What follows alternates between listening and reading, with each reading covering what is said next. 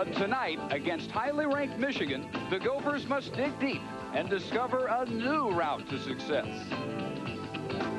The impressive Wolverines roll into Minneapolis, having never lost in the Metrodome. Head coach Lloyd Carr's team has the ability to explode. Tonight, Michigan is determined to continue its domination in the Dome.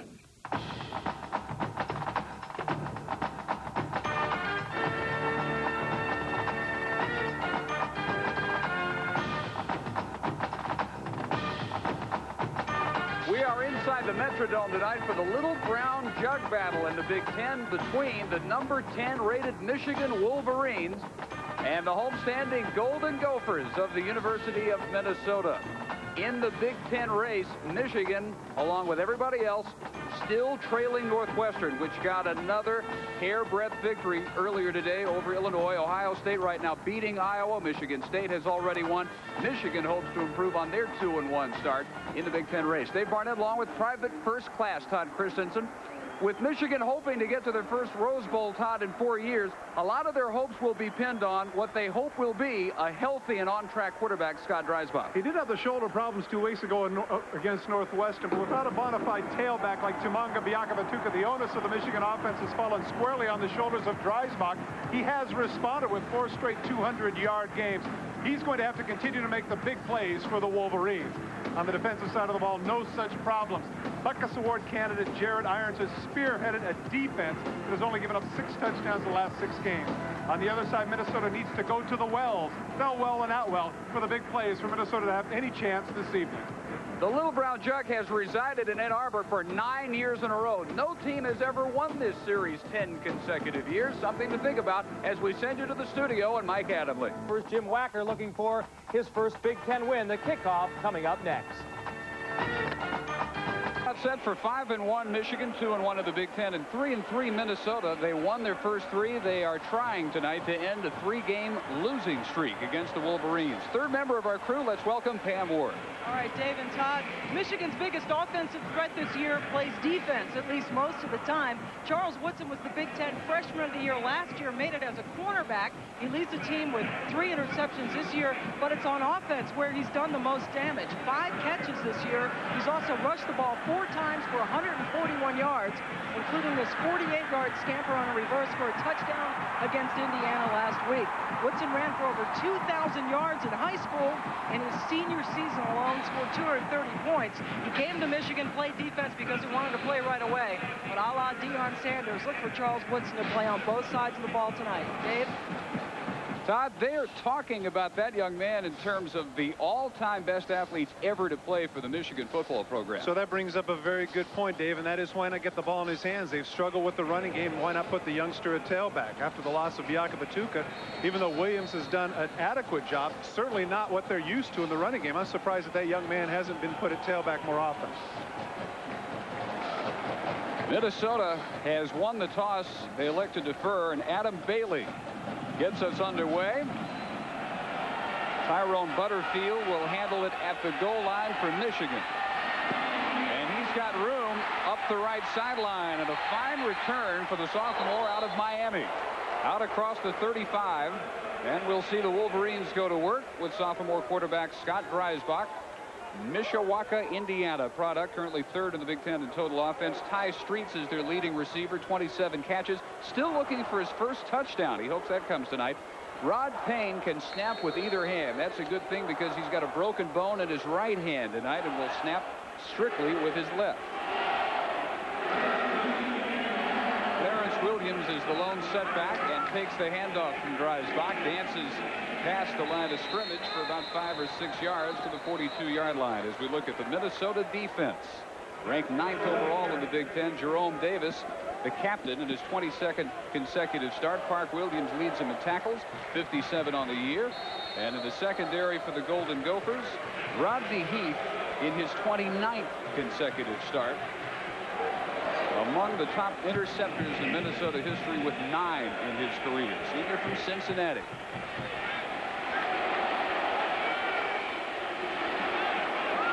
Officially on the first down carry, and whistles and flags before the snap on what was 2nd down and 4.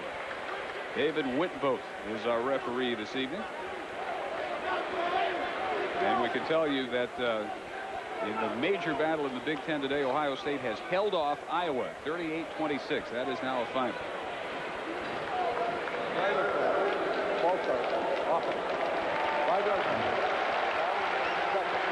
Lloyd Carr in his second year as the head man in Ann Arbor, a 14-5 record. Earned it after 15 years as an assistant coach, including 8 as the defensive coordinator from 1987 through 94. And a 5-1 mark so far this year. Markoff brings up 2nd and 9. And again, it's Williams. This time the Gophers react quickly and they're ready. And the hit made by Donnie Dalton, the outside linebacker from Minnesota. Defensive coordinator Tim Rose said that Minnesota would have to take some chances, and that's exactly what they did in this case. They came with 7, even though they had the 3 wide receiver set. Michigan trying to change up offensively. Dalton shot the gap, dropped the runner for the loss. So Minnesota hoping for this good start defensively, turn the ball over to their often explosive offense. And so far, nothing doing offensively for the Wolverines. On 3rd and 10, Dreisbach rolling to his left after play action, has to tuck and run, and will settle for a gain of about 6 yards, only to the 44-yard line. Part of the problem with that particular play is that even though we had the great play action fake, there was only 1 receiver in the pattern. Minnesota in the zone coverage. Watch as he pivots and rolls outside. Only 1 man. He's double covered. Now he has to head upfield. And once again, Dreisbach showing some great athleticism, refuses to just slide. Nudges forward, shows some great power, but still comes out about 3 yards short. So Paul Peristeris on to punt to Rodney Heath. And he booms a nice one. Heath lets it go over his head, hopes it continues to hop. 1 more bounce on to do it, and on into the end zone it goes. So for Peristeris, a 56-yarder, 2 off the longest of his season. And we'll see Corey Sauter, the junior from Hutchinson, Minnesota, currently 4th in the Big Ten in passing, 2nd in total offense. Thomas Hamner, a freshman from Hamilton, Ohio, 5th in the Big Ten, averaging 102 yards per game. Gann Brooks, one of many Texans out of Alvarado, captain, a 3-year starter, his 23rd consecutive opening appearance at the right tackle spot for the Golden Gophers. They send Mark Tangen, the 2nd tight end, in motion, and Sauter having to scramble away from trouble. Runs out of room and will settle for a 5-yard loss back inside the 15, where Ben Huff, along with David Bowens, there to chase him out of bounds. And Bowens is a name we'll call probably quite a bit today. 8 sacks for the true sophomore from Pontiac, Michigan. The linebacker is among the best in the country. Jarrett Irons, 54 stops on the year, leads them in that statistic for the 3rd time in his 4 years. Charles Woodson, we've already talked about. He will open at the weak corner, but we expect to see quite a bit of him on the offensive side as well. Jarrett Irons already named as a Butkus Award semifinalist. That means he is in the final 11 linebackers nationally, still in contention for that honor. Sauter, for the first time today, connecting with Ryan Thelwell, who has become the all-time Minnesota leader in receiving yards for his career, better than 1,720. This is a great matchup to watch throughout the game. Ryan Thelwell, their best receiver, 6'2", 200 pounds, against the great athlete Woodson. Just a hitch route, 3-step drop. Sauter gets the ball out quickly. Thelwell with the spin move tries to get away from Woodson, but cannot. And actually, you could debate there that maybe the ball was stripped before he hit the ground. There's the numbers for Thelwell, tied for 3rd all-time. Actually now breaks that tie with his 112th catch of his very productive 3 years at Minnesota. Sauter from the shotgun on 3rd and 7. Thelwell with a step on Woodson. And up the side he goes. They chase him down at the 20 after a gain of 57 yards. A little bit of a hitch move. They went to the left side and it was successful. Now they go with a little bit of a hitch and go, and that enables him to get wide open. The protection is outstanding. You can see Woodson now all of a sudden has to turn and run because he's been fooled by Thelwell on the move. And And Woodson drags him down, but here's a critical play. Take another look here and look closely if we can stop it right after the catch when Woodson strips him. Take a look and see as to whether or not this might be a fumble. Take a look now as Woodson takes the ball. Slow it down. Is he down yet? The ball's out and he's not down. That's a fumble. Unfortunately for Michigan, unfortunately for Minnesota, they didn't call it.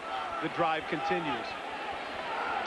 And from just inside the 20, 1st and 10, stung for a loss on the big hit by the nose tackle William Carr. And an injured Golden Gopher down on the field. As you look at what happened to Thomas Hamner. William Carr has been somebody who has really been hitting some people, but he doesn't have the numbers to show for it. He's a little bit frustrated because his sacks and tackles were down. But as I tried to explain to some of the people mentioning this to me, is that, hey, he is a nose tackle. He's a defensive tackle. He's not somebody who necessarily is supposed to get numbers. He's supposed to plug gaps and stuff running games, and that's exactly what he's been doing up to this point. Well, the injured Gopher is Tutu Atwell, a major cog in their offense, so we'll break scoreless, but Minnesota driving early in the first. Presentation of college football is brought to you by No Touch Rain Shield. Coat your windshield to repel rain, sleet, and snow.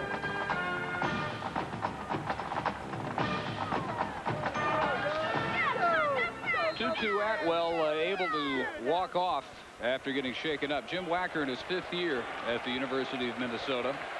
12th winningest active coach in America, ahead of people like George Welsh, John Cooper, Jackie Sherrill, Dick Tomey, among some other prominent names. On the draw, Hamner bounces outside and is run out of bounds at the original line of scrimmage, the 20 by Marcus Ray, the strong safety. Hamner 3rd nationally among freshman running backs this year with 610 yards coming in. And I think one of the reasons why he has not been accrued the notoriety maybe he deserves is because everybody is aware of the wells, as we mentioned them, Atwell and Thelwell, and of course Souter. He hasn't been getting much attention, but you can see that those yards per game are outstanding. That's nothing to sneeze at. 3rd down and a long 10 call at 11. Sauter has it knocked down by blitzing Clint Copenhaver, 43, the outside linebacker, and the promising drive because of the 58-yard hookup with Thelwell now they hope will result at least in a field goal by Adam Bailey. Well, on the good side of that, though, the ball was intended for Atwell, so obviously he wasn't shaken up as much as we might have anticipated, and so there'll be a field goal attempt of right around 38-39. Bailey, very productive sophomore from Burnsville, Minnesota, leads the Big Ten 5th nationally. Better than 1.8 field goals on average per game. He's 11 of 14 for the year. This one from 38 yards is no good. And the Golden Gophers get nothing out of the big hookup between Sauter and Thelwell. So we are still scoreless, 10-19 to go in the first. Part of the problem that Minnesota has had all year has been the snaps. Take a look at the high snap right here. Holder makes the catch, gets it down, and look how close this is. Almost right over the top, but it is just a little bit to the right. In sync a lot of times. Kickers get blamed for misses, but it requires a good snap and a good hold for the success of the kick to come to fruition. So having dodged that bullet, Michigan back to work with Clarence Williams again. Sophomore running back from Detroit. Big shoes to fill, Tim Biakabatuka. And he backed up last year. But he backed him up well enough to earn a nickname. That's tough to do as a freshman second teamer. The Blur. Clarence, the Blur Williams. Good for 4 yards, 2nd and 6. Dreisbach again with the handoff to Williams, and again tries the middle to about the 28, where he's hit by the strong safety Tyrone Carter. Now the Michigan running backs, if you measure them against last year, as spectacular as Biakabatuka's numbers were, then individually they don't stack up, but as a group not bad between Williams, his backup Howard, and the redshirt freshman John Ames. But guess what, folks? It doesn't work this way. That's not how it works at all, because one of the things deceiving about that, Biakabatuka last year had 10 rushes of over 30 yards by himself. This year, the entire contingent of Michigan runners has had only 2. So even though they're getting the yards, they have to get them the hard way. They haven't been having the big game-breaking situations that they had last year. Hence the reason why the Michigan faithful have been a little bit frustrated in terms of their Wolverine offense. Well, the injured man is Zach Adamy, junior right guard from Maumelle, Arkansas. So he limps off as the Wolverines come to the line on a 3rd and 2.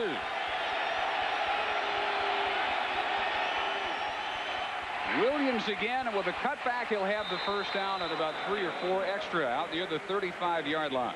Justified his nickname right there. He became a blur to the blitzing Minnesotans. Take a look. It looks like they're going to have him right at the 30. Watch the right of your screen. Watch the cutback right there. Bow. Cuts off the right foot, leaves people in his wake. Nobody there to make the tackle. The secondary came up. It appeared that Craig Scruggs had a good shot at him, but he just left him in his tracks. Good-looking cutback there by the youngster. 8 plays so far for Michigan, and Williams has carried on 5 of them for a total of 19 yards. 1st and 10, the 35. Play fake. Dreisbach rolling the other way, and wide open the tight end Mark Campbell, and big yardage for Mark Campbell on his 9th catch of the year. 27 yards. Great play action fake. Both tight ends are there. Now here's one of the difficulties when you have a small secondary. The big bodies come downfield. Take a look at the block that he gets out front by the other tight end that enables him to get some extra yardage.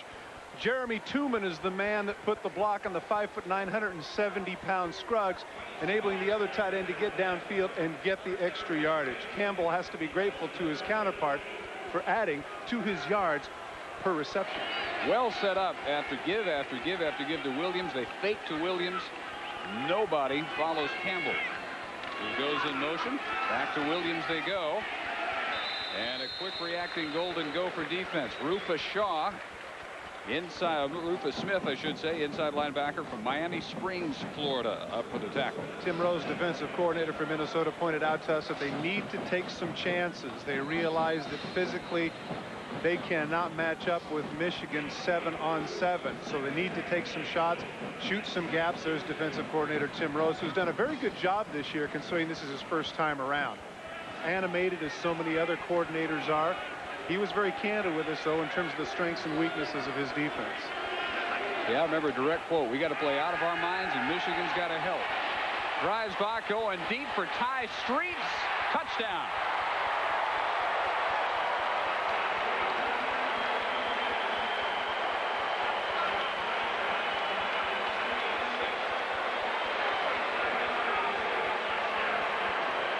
Well, as we said, he had been their leading receiver this year, but had not cracked the end zone until now. On his 28th catch of the year, he finally has 6. Rashawn Early, the strong safety who is in the deep zone, gets caught looking in the backfield, and that's what you just can't do.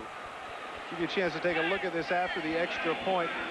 Once again, Dreisbach showing a great acuity for his play-action fakes, doing an outstanding job. Brian Greasy on the hold. The Remy Hamilton extra point is good. 7-0 Michigan on the 36-yard Dreisbach to Streets connection. Midway in the first. His leading receiver Ty Streets just runs the basic post route, but he gets some help. Take a look now as he cuts across the field. Watch, you'll see number 42 if you can stop it right. Keep going just a little bit more. Right here, stop. You can see where's his face. Right there, he's looking in the backfield. Unfortunately, his face should be with his. That's the mistake that he makes, and as a result, he's not running with his man. The ball goes over his head. Cardinal sin of defensive backs is looking in the backfield when you have a man in your area. Dreisbach able to take advantage. The Jay Feely kickoff is a nice deep one, and Tyrone Carter will accept the touchback. Right now, let's check into the studio with Mike Adamle. Well, Dave and Todd out in Boulder, Colorado has lived by the sword. They were hoping tonight not to perish by it. Texas trailing late in the game. The Hail Mary, James Brown to Michael Adams. Would it be? Could it be? No, it falls harmlessly to the ground. And Colorado hangs on to win 28-24. Hey, these Michigan guys have seen that play. Yes, they have. Been a real tough luck season for Texas. After that Notre Dame game, they have really gone south. The Michigan drive right after Minnesota fails to cash in even 3 points worth on their opening possession. So back to work. Coming from behind over the middle, a catch by Hamner. Just his 6th of the year. They don't use him that much as a pass receiver, but he knows what to do with it. I like his acceleration once he gets the ball and turns upfield. So many times when you time people in 40-yard dashes, they get in shorts, they run, and you say, hey, this guy's fast. But is he football fast? Hamner's the guy that catches the ball and from a dead start is able to turn upfield and get the first down. I like this young man's feet. And he can identify with what Clarence Williams is going through this year, because he's replacing a legend too, Chris Darkins, who set the Minnesota rushing record last year, better than 1,400 yards. Hamner again. Let's get an update on the condition of Zach Adamy from Pam. Pam? All right, Dave, and he's standing on the sideline. Paul Schmidt, the trainer, has taped up his right ankle. Paul says it's an ankle sprain. He's going to try to go back into the game, but right now it's a little questionable how long he can go. Dave? Former Arkansas High School Player of the Year from near Little Rock. Look on his face indicated a fair amount of pain. Yeah. You'd have to say questionable at best his return. 2nd and 3. And good for first down yardage. On the catch, Greg Nelson. The flanker, junior out of Dallas. He's hit by the corner, Woodrow Hankins. Greg Nelson needed to cut up field to the outside. He ends up taking a smack as a result of turning back inside with no momentum. But as you pointed out, he did get the first down. Interesting call there, 2nd and 3 to go to the shotgun. Trying to mix things up. Bob DeBest, the offensive coordinator for Minnesota, saying yesterday they have got to get at least a semblance of a running game. They can't rely strictly on the pass and have any hope at all of staying with Michigan. Sauter so far 4 of 5 through the air, but on the ground this time is Javon Jackson, and a loose ball. Michigan hoping at least that it's loose underneath that pile at midfield, but no signal yet. Wolverines are sure they've got it. But and they are incorrect. Minnesota recovers at midfield. Good cut up field, trying to go against the grain, cutting back. It appeared right there that Javon Jackson had some room, but watch right here from the back. There it is at number 6. David Bowen strips him. The ball lays loose. There's a sprint for it. Getting there first, it appears, was Woodrow Hankins, but it was recovered by the right guard, Tim Sosha. Over the middle, and a nice spin move for a first down by Hamner. So Sauter perhaps discovering another target in this first quarter. Hamner a couple of nice catches after coming in with only 5 receptions on the year. Another first down to the 43 of Michigan. Well, Michigan makes no secret of the fact that they like to play the zone defense, and one of the ways of beating the zone defense, of course, is to throw the ball underneath. And why not get into the hands of your best runner, in this case Hamner, who has proven to be, even though he had only 5 receptions coming into this game, a very reliable receiver coming out of the backfield. Good numbers for Corey Sauter. Engineer the 2nd-ranked passing attack in the Big Ten. Michigan the 2nd-ranked pass defense in the conference. And that one almost stolen by Jared Irons, right in his hands, as Sauter that time tried to force one into fell well. You know, one of the things I like about Jared Irons, besides the obvious, when he makes plays, watch him make the play here. Middle linebackers aren't supposed to be able to cover and show some range. Number 37 gets out there, but watch him. He doesn't jump up and down, doesn't do a somersault, doesn't have to chest bump. It's like it's part of the job description for him. He just goes out there and plays very hard. Let me get this out of the way in the first quarter. Yes, I did play with his dad. Okay, enough said. You don't mind dating yourself. That's all right. Gerald was a stud, too, boy. Former Raider and Brown. Jackson. Good vision to see the cutback there. He was originally supposed to go around right end. Not much room there, so he darted back inside. Picks up about 5 to the 38-yard line. One of the things that is happening is that Michigan is excellent at reading keys. They see the pulling guard and they run with them, and as a result, Minnesota's been able to take advantage a little bit of the over pursuit and cutbacks, getting 5-6 yards a carry. Now, crucial 3rd down for Minnesota. Greg Madison, the defensive coordinator for Michigan, You mentioned Bob DeBest, the offensive coordinator of Minnesota. Great respect for this man. He said he very much likes the schemes that he puts together. And we'll have a timeout called by the Golden Gophers as they think about a 3rd and 5 with 4:11 to go in the first, trailing by 7. Well, Minnesota showing the ability to move the ball, but as of yet, they haven't been able to cash it in. They missed a 38-yard field goal after a 58-yard pass to Ryan Thelwell. Now they've got it moving again, but they look at 3rd and 5 from the Michigan 38.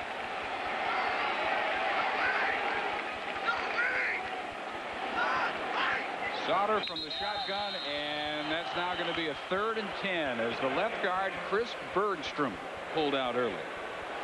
Well, certainly noise wasn't a problem there with Minnesota on offense. He just misread the count. Prior to the snap, false start, offense, 5-yard penalty. Down remains 3rd. Yeah, I think that call. I think that. Yeah, I think that's penalty. It's always amazing when that happens after a timeout. I mean, when you've had extra time to get all your signals ready. Here's Bob DeBest. He has hooked up with Greg Madison before. DeBest with Wacker at TCU. Madison goes back to some of the great Texas A&M defenses when he worked for R.C. Slocum. So that's where that respect stems from. Sauter on 3rd and 10. Wanted to go deep, can't get it off.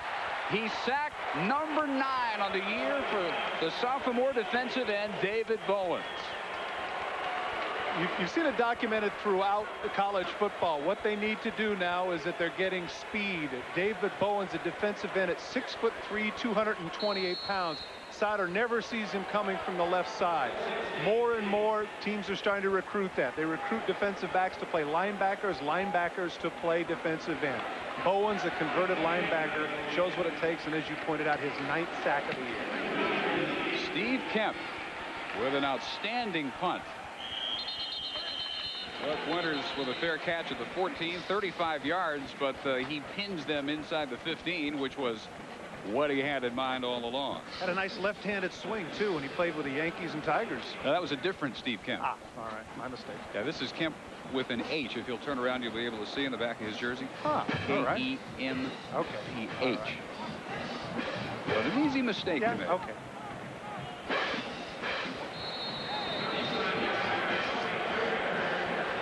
A Saturday night in the Metrodome. Minnesota and Michigan. And the Wolverines from their 14, 1st and 10. And the new tailback, Chris Howard, bursts into the clear in a foot race. Rodney Heath tries to catch him. He's got an angle. Can he get to him? Cutting back, Howard will take it 86 yards.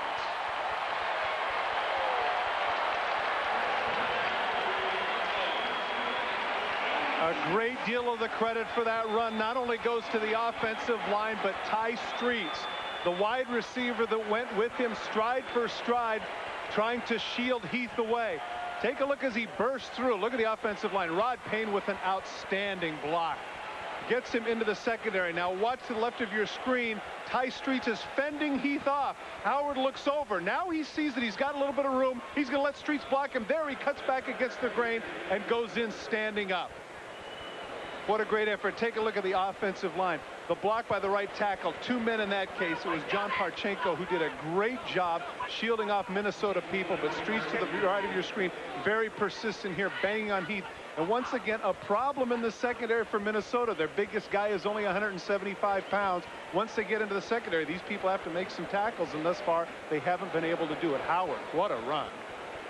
They've been looking for one like that all year long. They had only one standard running play of over 20 yards. Now, they'd had reverses, 4 long reverses. They had a 72-yard rise box scramble, but just a handoff to a running back. Only one had gone over 20 yards this year. And Howard does away with that problem. The injured Golden Gopher, by the way, is strong safety Tyrone Carter, who is back at the 23-yard line. Here's the collision that put him down. Coming just from the back, he collides with his own man head on with number 43, Mari Moore. And that's going to be quite a loss. This is the young man that earlier in the season ran back 2 fumbles for touchdowns against Syracuse. put himself right on the map with those big moments. Well, as Carter tries to clear the cobwebs, let's again check in with Mike Adams. Well, Dave and Todd, a couple of weeks ago, Arizona State had to come from behind to beat UCLA, and now Cal in a similar position. They lead 7-3, but Keith Brown for the Bruins busts in from 4 yards out, and now they lead 10-7. Guys? And a hand as Carter makes his way to his feet, and as he started to walk off, now he stopped again and is doubled over. So really struggling after that head-on collision with, as you said, his own teammate. You especially hate those. They are trying to converge on Howard when they meet head-to-head. Right there it is right there. Actually, he takes that one on the point of his right shoulder.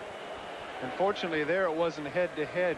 You know, it's interesting, Dave, this year, some of our broadcasts, we have had the misfortune of seeing a couple of neck and upper back injuries. Fortunately, none serious, and good to see him walking out the field under his own power. Hamilton adds the extra point. Well, the run by Howard ties the 5th longest play from scrimmage in Michigan history. That puts him in the record book along with Tom Harmon. Not bad company. And within 6 yards of the all-time longest run from scrimmage, 92-yarder by Butch Woolfolk back in 1979. Longest run this year by some 14 yards. So what are Chris Howard's chances of having a 100-yard day? Right now, they are outstanding. And his average per carry is going to be pretty darn good, too. On November 1st, ESPN puts a whole new spin on sports news. ESPN is proud to announce the launch of ESPN News, television's most comprehensive news service. Up-to-the-minute reports on all the breaking news from the world of sports. Call your local cable operator or satellite provider for ESPN News, debuting November 1st. Well, the big play strikes again. 14-0 as Jay Feely drives another one deep. And Rodney Heath will settle for the touchback. Down to the sideline to Pam Ward. All right, Dave, while we wait for word on Tyrone Carter, Zach Adamy appears very much to be done for the game. He was taped up, the offensive lineman who sprained his ankle and in a lot of pain, and he can barely move on the sideline, so it appears we've seen the last of him tonight. Dave? All right, Pam, his backup is sophomore Noah Parker, figuring to get a lot of playing time the rest of the evening. Well, Noah Parker did pretty well in that last play. And with the 86 yards total yardage now, just about doubles to 177 for Michigan. Gophers try to pick themselves up off the mat again. Sauter to the open, Lee Hutton. And right at the first down marker, that may be good for 10 yards.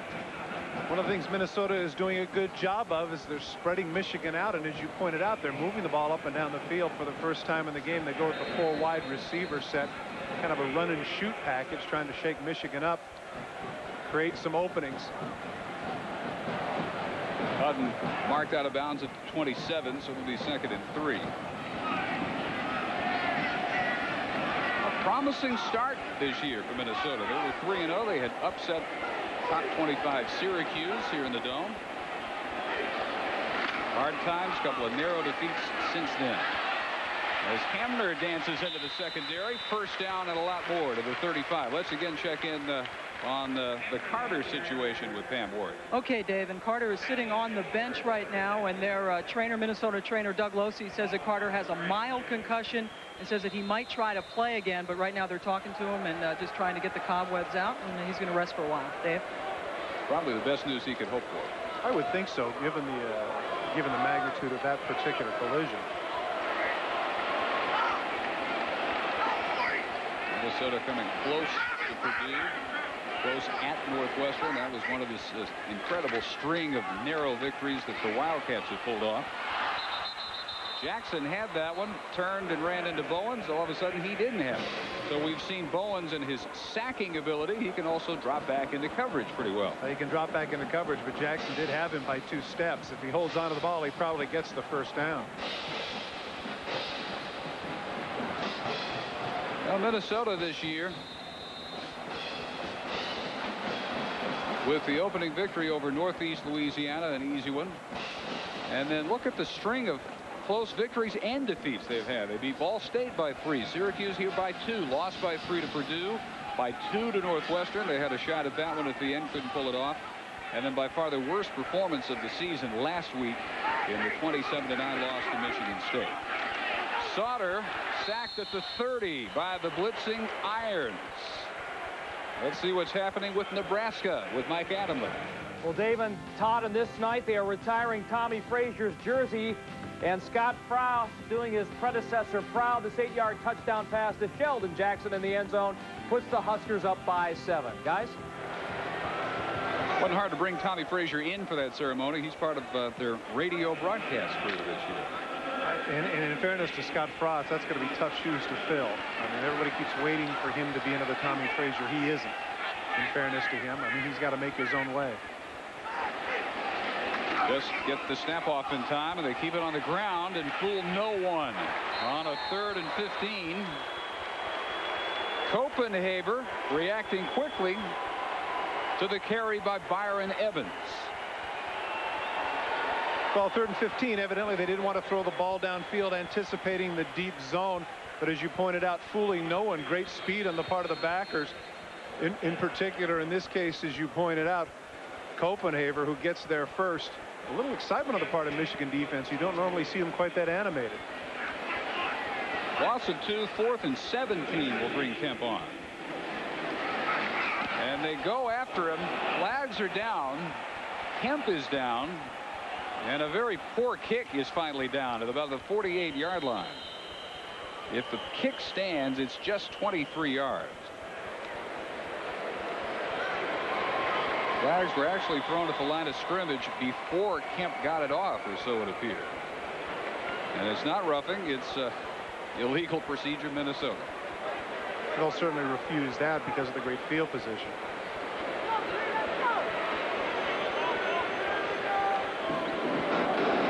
Lloyd Carr can take over near midfield. 23-yarder. Transmission problems from David Whitboat. Let's watch the center lift up earlier. That may have been what threw the flag. No. I snapped for 4 years in the NFL. You can move your rear end. Sure you can. That's where you get your thrust. My guess is that they probably had 8 men on the line of scrimmage or not enough men on the line of scrimmage. Either way, Michigan's in terrific field position.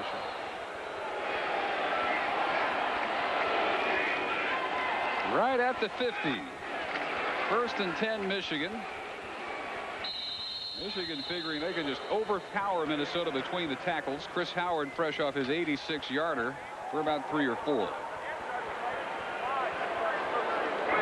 Defensive line there getting the talking to. Haven't done a whole lot too poorly so far. Howard, their second leading rusher coming in with now 6 touchdowns on the season. 4 of them came in one game, the victory over UCLA. Given the gain of 3 for 2nd and 7. Williams in motion and takes it on the reverse. Right there to foil the reverse, though, is Jerome Davis, the defensive tackle. And the senior from Detroit with a sweet hit here back at the 46. Have to question the call of Michigan in this situation simply because of the fact that they were running the ball so effectively on standard plays. As you pointed out, Davis actually almost accidentally got in the way, but he does make a terrific play now.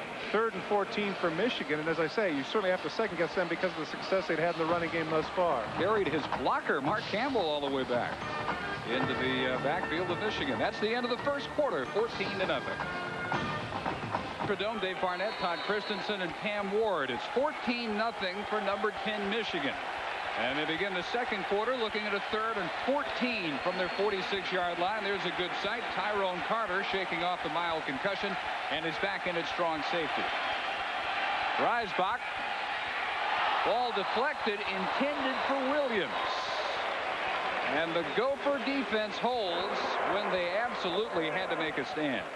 They've been hit by 2 big plays, but they come up big around midfield after the poor punt. Watch to the right of your screen. Jerome Davis will get cut, and as soon as he gets cut, he knows it's a screen pass. He jumps up and almost makes the interception. Inevitably, it's very predictable. The offensive line go for the cut and then move. Defensive line know that's a screen. Jerome Davis wishes he had that one back. He had a pick. Aristeris hangs this one for Rodney Heath. Fair caught at the 20. Good defensive stand for Minnesota. Starting at midfield, they actually pushed them back, so good opportunity here for the Gophers to get something going, get back in this game. ESPN2 has the best in college football next Saturday at 12:30 Eastern. Number 2, Ohio State and Demetrius Stanley take on this same Minnesota group. That'll be in Columbus. And then at 7 p.m. it's an SEC battle as defending West champion Arkansas travels to take on number 22 Auburn. All right. West Barbecue in Auburn. Here we come. Smell another free meal for you. Little room, if any, for Hamner. Actually, they'll stop him for a loss at the 19. The numbers in the first quarter inflated quite a bit by the 86-yard sprint by Howard. 173 total yards for Michigan as a result. Well, Minnesota's total yards 103. They've been doing a great job of moving it between the 20s, but after the missed field goal and of course the 2 big plays by Michigan, they're having their problems. Sauter in the shotgun with both Atwell and Thelwell wide left. He looks that way, delivers for Tutu Atwell. He gets away from Marcus Ray's tackle attempt and is going to be close for a first down at the 30. Another update on the Huskers. Mike Adamle. Well, the Kansas Jayhawks are playing without suspended running back June Henley. Maybe they could borrow one of Nebraska's many tailbacks like this guy, Amon Green. He goes in from 11 to make it 14-0. They've added another, and now it's Nebraska by 3 touchdowns. Hey, Mike Adamle, I could be wrong, but couldn't you and I run behind that line? Holy cow, we just went in completely untouched. Got some studs up there up front in Nebraska. 3rd and 1. High formation and 2 tight ends. They run the option. And falling forward with what should be a first down is Hamner. They'll give him the 31, and they will move the chain. This is one of the reasons why they say that Charles Woodson, though, might be the best athlete that Michigan has had in quite a long time. Open field tackle, one-on-one. How many times do you see the running back just run right through the one guy and get the first down? Instead, Woodson trips him up, and only the fact that Hamner was so close to the sticks is he able to get it. 6'1", 197-pound Woodson. Woodson, last year's Big Ten Freshman of the Year, first team all-conference as a true freshman. Motion from Jimmy Wyrick. And the catch made by Thelwell, having an active, productive first half so far. Near the 40, where he is upended by Hankins. He's the kind of wide receiver that people are looking for now. 6'2", 200 pounds, excellent vertical leap. 4.6 speed in the 40, somebody that can out jump the smaller defensive backs that now have to play the position because of the quickness factor. This is somebody that, to use the quote that we hear so often from head coaches, that's a young man that will play on Sundays. Hopefully not too soon. They want him for another year here, just a junior. Draw play. Hamner with some room and another first. Out across the 45.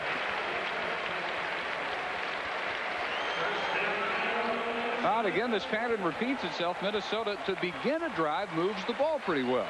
Offensive line, Jared Irons sitting there. You saw the left hand go in the back of his buttocks. Maybe a little bit of a hold. Irons able to come off and make the tackle, but Hamner getting the first down near midfield, and you're right. This is a pattern, though, that has to culminate with some points here for Minnesota. Bad trend from their opening drive when it ended with a missed field goal.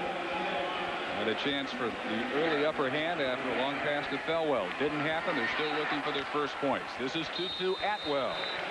And about 9 yards into Wolverine territory.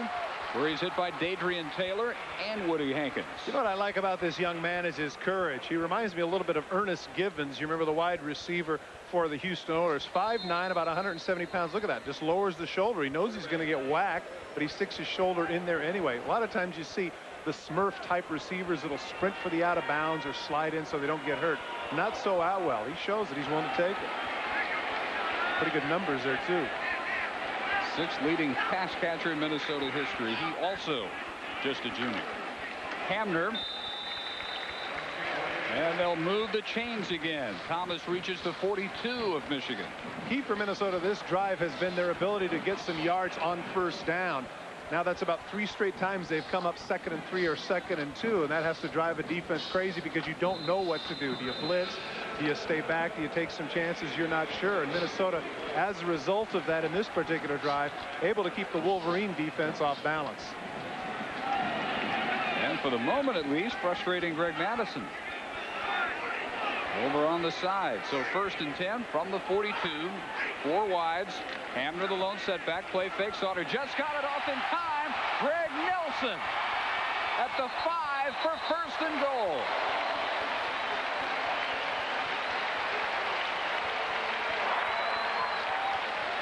Good call. Perfectly timed pass. Goes for 36. To the right of your screen, you're going to see Nelson in the trail coverage as a linebacker. They went with the 4 wide receivers. Michigan was a little unsure. They didn't get a corner out quick enough on top of Nelson. You can see right there, look in trail coverage.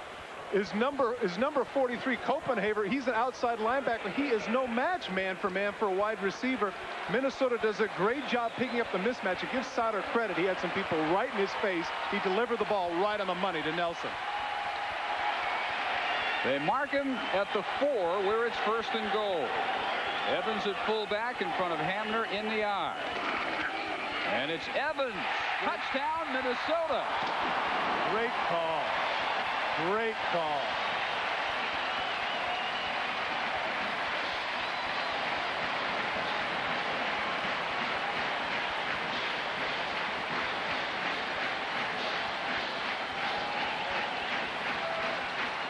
Take a look at the bodies, the misdirection. Everybody is going left, cutting across the grain. Basically, there's only one tackle that he has to beat. Evans able to find the gap and walk into the end zone. Great call by Bob DeBest. Ryan Rindle's on the hole for Bailey, who is 9 for 11 on the year. Good-looking drive by the Minnesota Gophers, capped off by the misdirection of Evans, who's able to carry it in. Now the Gophers only down a touchdown. All season for the Golden Gophers, and Evans cashes it in to cut the lead in half. A 9-play, 80-yard drive. With the big play, the connection to Greg Nelson to set up the 1st and goal. And I think the other reason for optimism on the Minnesota side is that, frankly, Michigan has not really shown the ability to do that just yet. Of course, they haven't had to because of the 2 big plays. But if Minnesota's defense can get going here as they did the last series when they, had it at midfield, 3 and out, be right back in this. Tyrone Butterfield from the 5. And cut down at about the 24-yard line. 19-yard return for the sophomore, one of many on both teams tonight, hailing from Miami. At the moment, Todd, Minnesota with 183 total yards, 10 more than Michigan. And a huge advantage in time of possession, but as you mentioned, when you score big, 86-yard run, that's not much time needed.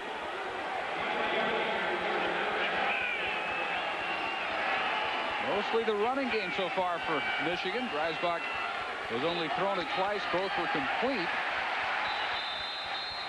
And this time, not much room because Park Williams gets in the way of Clarence Williams. As you pointed out, only thrown 2 times, and both from very big yardage. Good opportunity right here for Michigan to go with play action pass, see if they can get the momentum back on their side.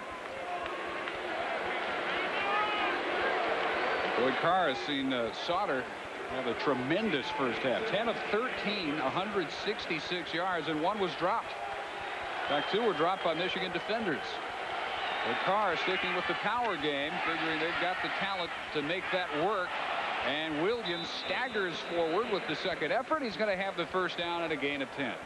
Well, one of the reasons, as you pointed out, because of the physical superiority of the front four of Michigan, they don't necessarily need the balance. They just need the white shirts to push the others back. Williams shows some terrific balance there. Frustrated as those runners always are. They pound the ground, and oh my gosh, if I could have stayed on my feet, I could have gone the distance. Great job thus far of the offensive line of Michigan, very much asserting itself. Michigan, one of those programs traditionally where you see the more they throw, the more trouble they're in, generally speaking. Markers went down from the far sideline just as Michigan arrived at the line of scrimmage. And a very upset Card. Prior to snap, ball start, offense, 5-yard penalty, down remains first. I feel he's more upset with the guilty party on his own team or the officials for calling that. Maybe more so the officials. Mark him back for 1st and 15. Streets and Butterfield both come wide to the left side. But they keep it on the ground with Clarence Williams. And he can't bust through Park Williams, who plugs the gap again. Another update from Mike Adamley. All right, Dave and Todd, it's not all gloom and doom for the Kansas Jayhawks in Lincoln, Nebraska. They can't run the ball very effectively, so they go to the air. Matt Johnner airs it out for Isaac Byrd. 77 yards on the play. Kansas has pulled to within 2 touchdowns early in the second quarter. Great. Not many big plays against that defense of Nebraska. Well, but then again, a lot of people aren't aware of the fact that one of the main men in the offensive cognoscenti for Kansas, Mike Adamley's brother Vic, helping to call those plays, get them downfield. Dreisbach with just his 3rd pass of the day, and it's complete to Jeremy Tooman, the 2nd leading receiver at tight end. 18 catches, 233 yards, and 3 touchdowns. Somebody they do want to try and get the ball to because he can move the sticks. Jeremy Tooman, 3 touchdown catches, all game winners against Boston College, Colorado, and most recently, Indiana. Well, tight ends are notoriously clutch. Hands into it on a 3rd and 7. They bring the house, got it off, Tooman wide open, and in a foot race, run down at the 26-yard line by Craig Scruggs. And a great call this time on the side of Fred Jackson. The Michigan offensive coordinator goes for 33 yards. When you're going to come with the house, you know it's man-for-man coverage. Tooman on the crossing route just plain gets lost in the shuffle. There's nobody that goes with him, wide open. You mentioned a foot race. He's not going to win this one, but he certainly punishes the young man, in this case Scruggs, on the sidelines. Freddie Jackson looking like a genius thus far. The passing game in particular has been very successful as Dreisbach continues to throw the ball extremely well. Yeah, following a less is more philosophy. 4 out of 5 for 101 yards. Williams with some room coming left, and he will dance into the end zone.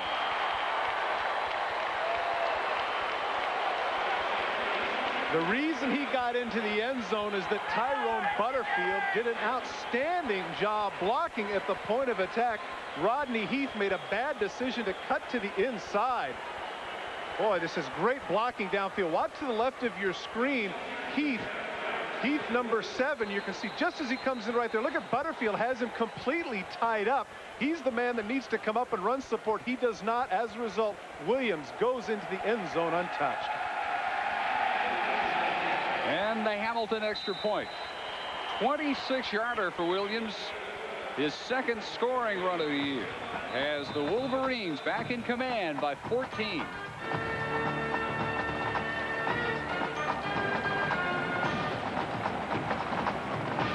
Williams has to be very happy with himself as well as the offensive line and what they have done. But the key play of this drive, of course, the poise of Scott Dreisbach sitting back in the pocket, blitz coming, shows his composure, gets it to his tight end Tooman on the crossing route, is able to get upfield, and of course that set up the big run by Williams. Tim Rose, the defensive coordinator, needless to say, not a very happy man had good opportunities for his team to make some plays, but they did not. Poor tackling in particular. Well, Jay Feely, same old story. Another touchback. Rashawn early on the knee. That key play to Tooman coming on a 3rd and 7, just when it appeared maybe Minnesota had enough emotion into it to turn it back over to their offense and give them a chance to tie it up. Instead, they again find themselves in a 14-point hole. Well, but once again, it's important for the young people on the Minnesota offense to be aware that, look, we can't control that. That's not what we're about. We need to do what we did last time, which was go 9 plays and 80 yards and score again. And certainly they have the capacity of doing that unless Michigan has made some defensive adjustments. Sauter has been outstanding.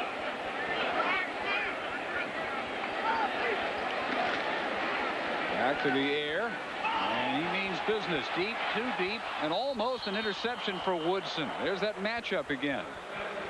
Future pro against future pro in all likelihood as Woodson goes stride for stride with Thelwell, and they both may be shaken up. Woodson not very happy with himself because he knows that's one that he should have caught. As you pointed out, stride for stride. Thelwell didn't make any kind of move at all, just ran right with him. And Woodson, the faster man, makes the adjustment. Needs to lay out a little bit here. Can't quite come up with it. And I guess it shows how good an athlete he is that he lays out, doesn't come up with it, and he stands up frustrated. Kind of like Tiger Woods when he misses the 30-foot putt and goes, oh my gosh. You know, I've got to have that. He expects that. Yeah, that's greatness. And again, when Sauter misses, he at least hits somebody in the hands. 4 incompletions, 3 of which have hit defenders in the hands. Evans, fresh off his touchdown, and this time hit for a loss of a yard or 2. Carr stuffing the middle. I think they've gone to the well once too often with that draw play. Yeah, it was interesting as you talked about William Carr's self-criticism. He feels like he's in a slump, despite the fact he leads the defensive line in tackles and in tackles for loss, has a couple of sacks, and is double teamed on virtually every play. Well, again, he's somebody that'll put never mind. I know where you were going with that. Okay. He's got a good future. Yes, he does. Perhaps beyond the college level. Indeed. Shotgun for Sauter, got it off ahead of the blitz. Too tall for Nelson. ABC has all your college football action next Saturday at noon. Nebraska travels to Norman for the traditional battle with Oklahoma, and the in-state rivals Michigan and Michigan State will battle for the Paul Bunyan Trophy in Ann Arbor. So check your local listings for the game in your area. Oklahoma's 2-game winning streak was ended, but what are the chances of them? What are the chances of them knocking off Nebraska? Not good.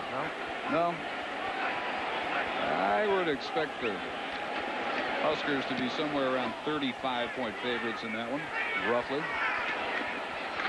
Well, Winters decides why not return it, and Michigan will start in Minnesota territory. After a 38-yard boot, comes back 12 yards. Let's go down to Pam Ward. All right, Dave, in that last touchdown, Tim Rose, you talked about their defensive coordinator. Most of his ire initially was directed towards his defensive backs. Jim Wacker, the head coach, calls them his no body fat defensive backs because they're so small. 3 guys weigh 170 pounds. Rodney Heath, Craig Scruggs, Rashawn Early. Tyrone Carter is the beefy one at 172. He's the tough kid who was out, got the mild concussion, and then was able to come back in on the very next series. And Jim Wacker says he's the best tackler on the team. Coverage, not height, Wacker says is important, and so far for this defense. Dave? Williams getting loose around right end. And knocked out of bounds at the 32 for 14 yards and a first down. That's a tough way to do business in the Big Ten, Todd, to be constantly outweighed 20, 30 pounds at least. Well, and in that particular play certainly personified the report of Pam Ward. They get into the secondary, and the defensive backs are always going backward. On most teams, you've got a strong safety or a free safety that's 200-pound plus, a run support kind of guy. As he pointed out, you know, the big hitter is Carter, but he's 172 pounds. I mean, that's not somebody that's terribly intimidating, although he is a pretty good player. Michigan's certainly taking advantage of it. Well, they say Carter is their best tackler as he uses great leverage to overcome his lack of size. Williams is hit by Heath as we get another update on those Cornhuskers from Mike Adamle. Well, David, Todd, you talked about Oklahoma. If you're Oklahoma coach John Blake, hide the Nebraska-Kansas videotape. Here's another Nebraska score. Scott Frost running it in himself. His second touchdown of the night that he was responsible for. Huskers up by 21. Let me adjust my prediction. Let's make it about a 42-point Nebraska favorite next week. A young man in my neighborhood by the name of Casey, who's playing there at Nebraska, told me that Scott Frost cleaned 300 pounds 12 times. He's the quarterback, for goodness sakes. He's the quarterback. Mercy. Unbelievable. Chris Howard on the carry. Will be close to the first down marker. Hamilton getting ready just in case the drive bogs down. Call it 3rd and 1. They give him just the 22. Tim Rose has to fire up his group here. You see the frustration all over his face. He's doing what he can. He's trying to put people in position, but they just can't seem to tackle the bigger, faster running backs. Motion from Tooman. And a give to Howard straight through the middle for the first at the 20-yard line. The 1994 and 95 Stanley Cup champions square off Wednesday at 7:30 here on ESPN2. Mark Messier leads the Rangers into New Jersey to take on Martin Brodeur and the Devils as the Devils look to make a return to the playoffs after missing out last year. NHL hockey only on the Deuce.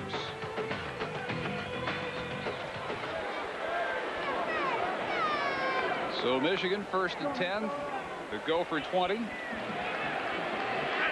Nearing the 200-yard rushing mark on the day. Williams, as Scruggs hangs on for dear life. That may be the most impressive tackle of the evening because that probably saves 6 more. Certainly did. You're exactly right. If Scruggs doesn't make this tackle, it's another touchdown. Williams cuts to the outside. He's got a free look. And in fairness to these young people, we talk about the fact they are 5'9", 170. Well, heck, if you keep having to take on the 200 and 220 pounders without there at least being some help in the front seven, you know, you're asking an awful lot of your secondary.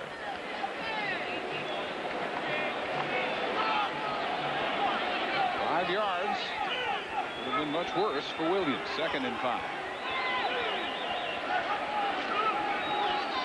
Williams right behind his center Rod Payne.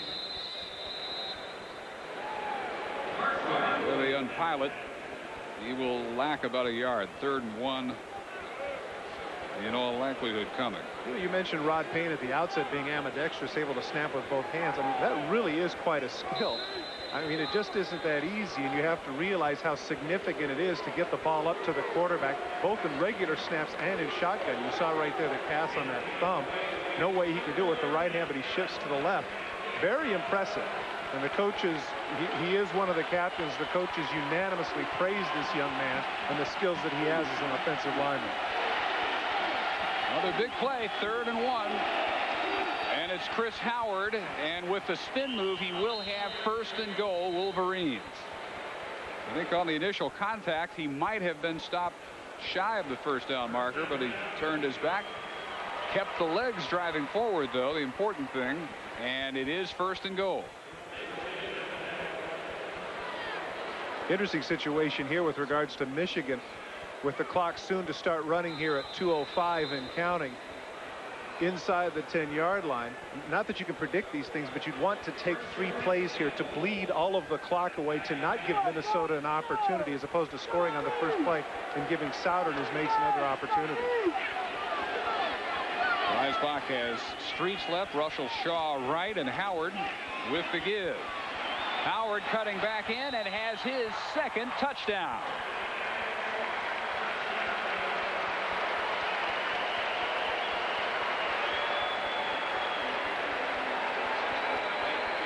And with that, goes over the 100-yard mark for the first half. 6 carries, 108 to score. Boy, good call. And once again, look at the blocking. Russell Shaw downfield.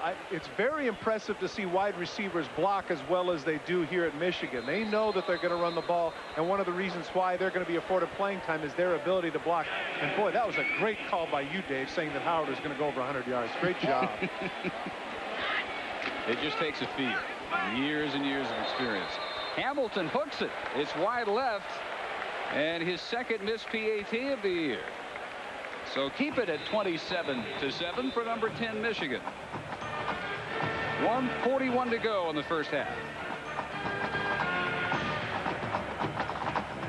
Chris Howard carries the ball less than half as often as the man he backs up, Clarence Williams, but he knows the way to the end zone. 7 touchdowns on the year, 2 of them tonight. This one from 9 yards out to cap an 8-play drive, all rushes for Michigan. And Dave, those people that were beefing about the running game of Michigan certainly can't tonight. 198 yards in the first half alone. Dave Feely just doesn't allow returns. Tyrone Carter 8 yards deep this time. Let's see what's coming up at the half as we again check in with Mike Annable. All right, thank you, Dave and Todd. And coming up at halftime from our ESPN2 college football studio, scores and highlights from this day in college football. The Cardiac Cats strike again in Evanston. Ohio State scores early and often against Iowa and then hangs on. And an SEC Classic, Alabama and Tennessee. All that up coming up at halftime. Guys? All right, Mike. 2 timeouts for Minnesota. 80 yards away, minute 41. And down 20. Having been dominated by the Michigan ground game, and in particular, Chris Howard. His average per carry's dropped. Really suffering then. All 6 possessions for the Gophers have begun at their own 20, and Hamner driven back for a loss at the 18. Trying to get a little misdirection and fool the Michigan defense, obviously in a passing mode, hoping to catch them with their ears pinned back in misdirection, but give Michigan defense credit. They read their keys and dropped Hamner for a loss. Jim Wacker hoping to end a 10-game Big Ten losing streak coming into this one. Dates back to their 95 conference opener, a 1-point win, 39-38 over Purdue. And they had some hopes when they cut the lead in half to 14-7, but the Wolverines have responded with an overpowering ground assault. Sauter in traffic to find Thelwell at the 35-yard line. 4 white jerseys surrounding Ryan Thelwell. That's a big-time throw. That's one of the things that the people of Minnesota had told us regarding Corey Sauter. He does have a big-time arm, and that deep in personifies that. Thelwell having an outstanding first half. And that's what's on Jim Wacker's mind. And it would appear well on their way to an 11-game conference losing streak.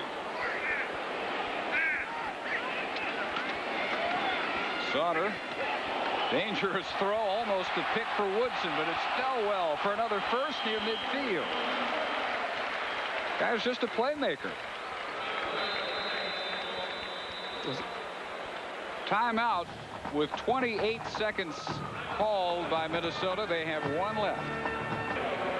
One more timeout, 28 seconds to go, 51 yards, or at least deep enough to get an Adam Bailey field goal. Points before halftime essential for the mindset of the Minnesota Golden Gophers. So far, a couple of nice connections to Thelwell. Michigan showing blitz. Here they come over the middle to Atwell, and Tutu with some moves to the 43, but the clock will continue to roll. And Sauter motioning to get everybody up on the line so he can spike it and save the timeout. As the clock goes down to 10 seconds, he gets it stopped. This is reminiscent of the Northwestern game. Those of you that happen to have watched that, down 23-0, Sauter does a tremendous job of getting the team back into the game and then wastes 18 seconds with an audible at midfield. Minnesota needs to do a better job of managing the clock. Yeah, if only he had spiked it in that occasion. Right.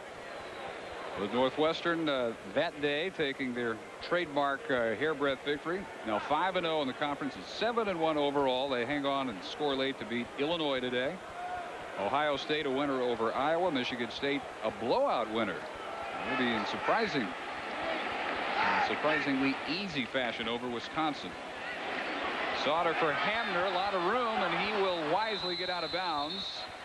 Rather than take 8 or 10 more yards, stops the clock at 4 seconds.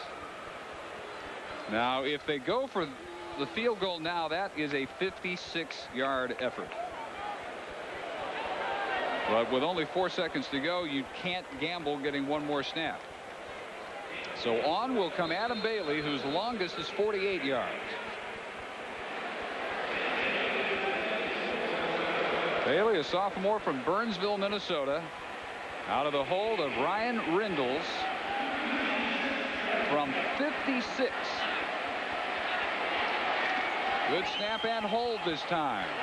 And it is just short. Had it pretty well on line. But just under the crossbar as the first half comes to a close, and number 10 Michigan dominating 27-7 as we send you to the studio and Mike Adams. All right, thank you, David. And coming up, a rundown of this day in college football, including Arizona State and Ohio State. They stay unbeaten and on track to meet in the Rose Bowl on January 1st. And a hard-hitting affair in Knoxville, Tennessee, between the Tide and the Volunteers. We'll have it all next. In the country lead Minnesota 27-7. We'll be back with the second half kick right after this. Going to get to the Metrodome where it's 27-7 for number 10 Michigan over previously upset-minded Minnesota. Now, obviously, they've had some time to lick their wounds, get some strategy plan for the second half. But, Todd, I go back to what Tim Rose, the defensive coordinator, said yesterday. For them to win this game, they've got to play out of their minds, and they've got to have help from Michigan, and so far neither one has happened. No, it hasn't. Michigan has not turned the ball over. In fact, just the opposite, nearly 200 yards rushing, and it has been the Chris Howard show here in the first half. Takes the ball off tackle, gets some great blocks from his friends, particularly Ty Street, who's able to shield off the last defender, enable him to go in for the 86-yard touchdown. And, of course, later on, only 6 carries for Howard, but 108 yards. Once again, gets a nice block from his wide receiver, Shaw, and goes in for the second touchdown of the half. The young man's having an outstanding first half. Take a look at the numbers. The total yards, nearly 300. Of course, the big one that stands out right there, the 198 yards rushing. Michigan in this game last year totaled 623 yards. They're almost on that pace tonight. Minnesota, due to a superb first half from Corey Sauter, 207 passing yards, but only 16 on the ground. And they had emphasized yesterday the need to get at least some semblance of a running game going. To date, that has not happened either. The interesting thing with regards to Sauter is that despite the fact that they're getting beat, 14 for 20, 207 yards passing, you see right there in the first half for Sauter. So it's not as if they've been shutting him down. If he can get a hot hand, you know, he can certainly make it respectable for the Gophers. Jay Feely, who's been booming them through the end zone all night, does so again. Another fair catch by Carter. And all 7 possessions now for the Gophers have started at their 20. That's Big not weapon. a bad weapon right there. Absolutely. I was thinking the same thing. When you always have to go 80 yards to score, a guy like that's pretty valuable. Let's check in on the sideline with Pam.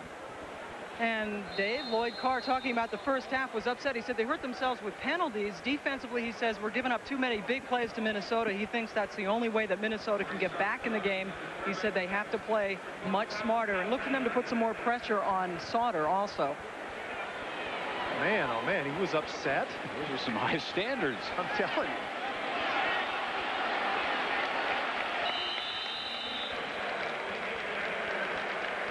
Has a first down out across the 30. Hamner on a little circle pattern, good for right at 10 yards and the first.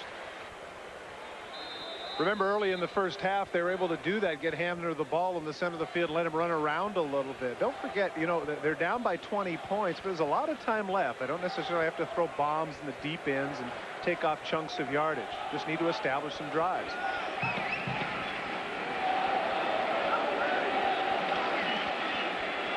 Long count. Mark Pangan went in motion. Give on a bit of a delay. Hamner about 5 yards worth of room through the middle. That's again go down to Pan. All right, Dave, and Jim Wacker, when he came on, was trying to fire up his team. And despite what Lloyd Carr says, Jim Wacker very impressed with this Michigan defense. He says a sign of how good it is that it's played powers such as Colorado, UCLA, Boston College, giving up only 6 touchdowns, make it 7 touchdowns in 7 games, counting tonight's game against Minnesota.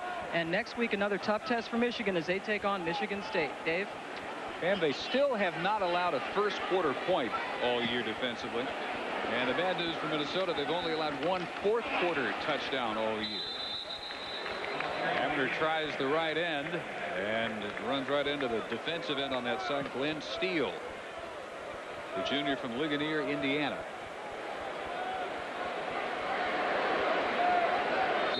39 and make it third and a long one. Minnesota Golden Gophers, that bodes well for them here. Nearly 2-1 in scoring over their opponents in the second half. If they can keep that up, they might just get back in this thing. 2 tight ends. Evans ahead of Hamner in the eye. That's the play they scored on. Evans just strong enough to carry the defender Bowens on his back, continue forward, and crack the first down marker. Great effort by Evans, and Bowens acknowledges it, pats him on the head and said, okay, partner, you got me that time. Had him on his back, and Bowens really did have him stop short of the first down, but sheer persistence on the part of number 36 gets a first down for the Gophers.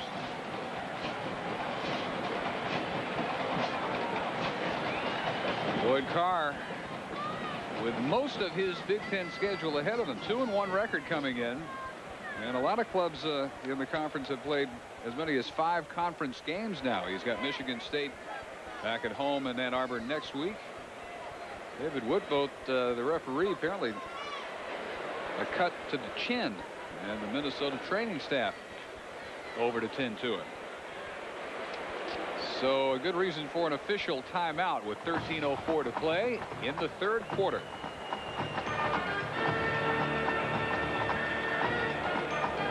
ESPN2's presentation of college football is brought to you by Volkswagen.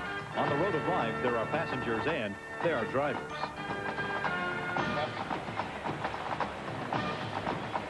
Lovely night in Minneapolis. Except for Golden Gopher fans, they trail 27-7. You occasionally see an official get caught up in the action in the middle of the field. Sometimes they'll get run over. I can't recall ever seeing a guy cut to the chin the way referee David Woodvogt has been on that last play. And so quick work by the Gopher training staff to patch him up. And momentarily, we hope he will be sent back into duty. Let's look at the AP top 10 rankings coming into this weekend's action. Michigan there at number 10. Florida, Ohio State with a 12-point victory over Iowa, hoping to hang on to number 2. Florida State survives Virginia. Easy win for Arizona State. Nebraska winning big. And then the second 10 with Northwestern hoping to move up after their victory earlier over Illinois. West Virginia tied up at the half scoreless with Miami. How about Wyoming Cowboys? Still undefeated, huh? How about the Pride of Laramie? Hey, whether you're a player or an official, you work with pain. In this case, you officiate in pain.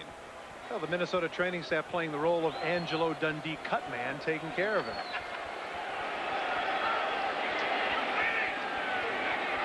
So back to work. 1st and 10 from the Gopher 41. And again, Hamner, a favorite target, circles over the middle, heads for the side, and picks up about 6 or 7 before he's run down by Irons. This is a man who had caught 5 passes all season coming into this game. He now has doubled that total. His 5th catch tonight for 40 yards. What they're trying to do is to get him the ball and get him some running room. He will come across, and as he cuts across the field, take a look at Charles Woodson, comes up as man, alters his route, knocks him down. He had the angle there on Jared Irons. It could have been a much bigger play than that. As you pointed out, Hamner showing his ability to make catches as well as just run from the tailback spot. Back to the usual set, the 3 wides, but a delay handoff for Hamner, who will be close, should have the first as he cracks Michigan's 47-yard line and is again brought down by Irons. 1st and 10, Minnesota. Minnesota's been very effective with that delayed draw, both inside and outside.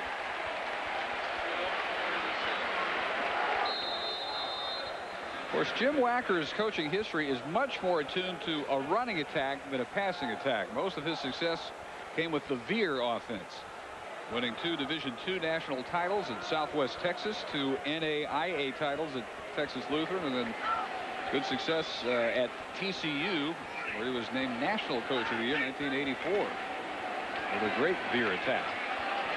Sauter deep, broken up. Thelwell was open, but over to get a hand on it was the free safety Dadrian Taylor. A little bit underthrown because Thelwell was behind the coverage. Play action fake trying to get Thelwell to the post. Taylor shows great leaping ability. You're right. He misjudged that a little bit, but fortunately for him, had the vertical leap to come up and bat it down. Otherwise, Thelwell has the post pattern in for 6. Good play by Taylor. Sophomore out of Longview, Texas. One of 11 Wolverines from Texas. There are 17 Golden Gophers from Texas. In each case, the second favorite recruiting ground next to the home state. Sauter for Nelson. And spilled hard, but manages to hang on at about the 42. Woodson delivering the blow. Let me tell you how hard that is when you're running. This isn't his man. Watch as he cuts out. It's a zone. He breaks out. He doesn't see Woodson coming. I got to tell you, this is no fun as a receiver. And notice what Woodson did. He tried to put his helmet on the ball. He wasn't necessarily interested in knocking him out. He wanted to get the turnover. Give credit to the wide receiver in that case, though, able to hold on to the ball to set up a 3rd down. Yeah, yet to see Woodson offensively. Not exactly needed. Yeah, maybe save him for later on in the year. Catch by Hutton. And I don't know where they're going to mark him, but where the catch was originally made, he would have had a 1st down. Now markers fly on what I think is going to be a face mask. Ball also went loose and was picked up by Bowens, but after it had been blown dead. Lee Hutton, the sophomore, doesn't get that many opportunities, and so when he does, he wants to make the most of it, but he has to be cognizant of the yardsticks. 3rd and 5 in that case. We have a 5-yard incidental face mask on the defense. 5-yard penalty results in a 1st down. Take a look right there, reaching right out. Yeah, that's pretty obvious right there. Good call by the official. Number 23 ran right in front of him too. Woodrow Hankins grabs the face mask. I'm not sure that was just of the 5-yard variety. Nonetheless, 1st down for Minnesota. Well, at this point, one of the better drives of the evening for the Gophers, as Greg Madison showing a face of concern. They have reached his 32, starting at their own 20.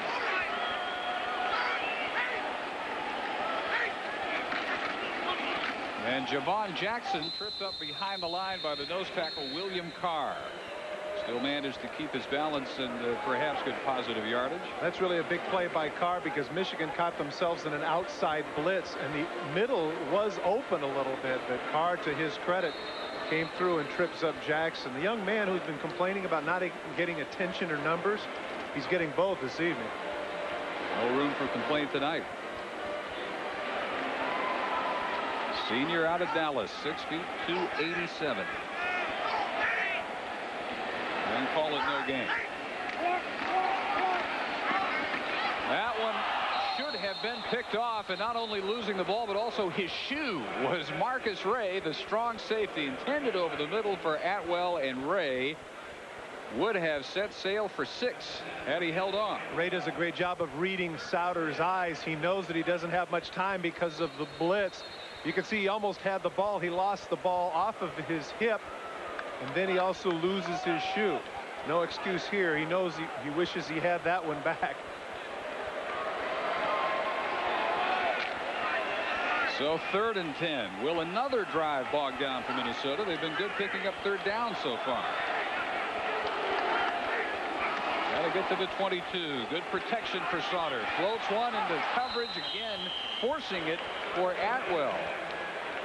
Difficult situation there. He had Thelwell open out in the flat.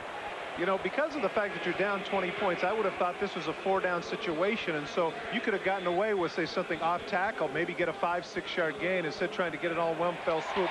Asking an awful lot. Look at all the white shirts there. And it's also asking an awful lot of the quarterback to try to deliver the ball right on the money to a 5'9" receiver amongst all of that maize and blue. Well, they asked a lot of Bailey just before the half when he missed a 56-yarder. This one will be a 49-yard effort.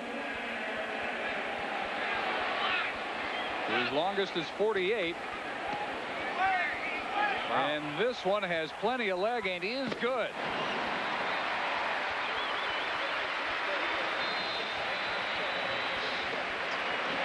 So Adam Bailey, former walk-on, drills a 49-yarder to make it 27-10 Michigan.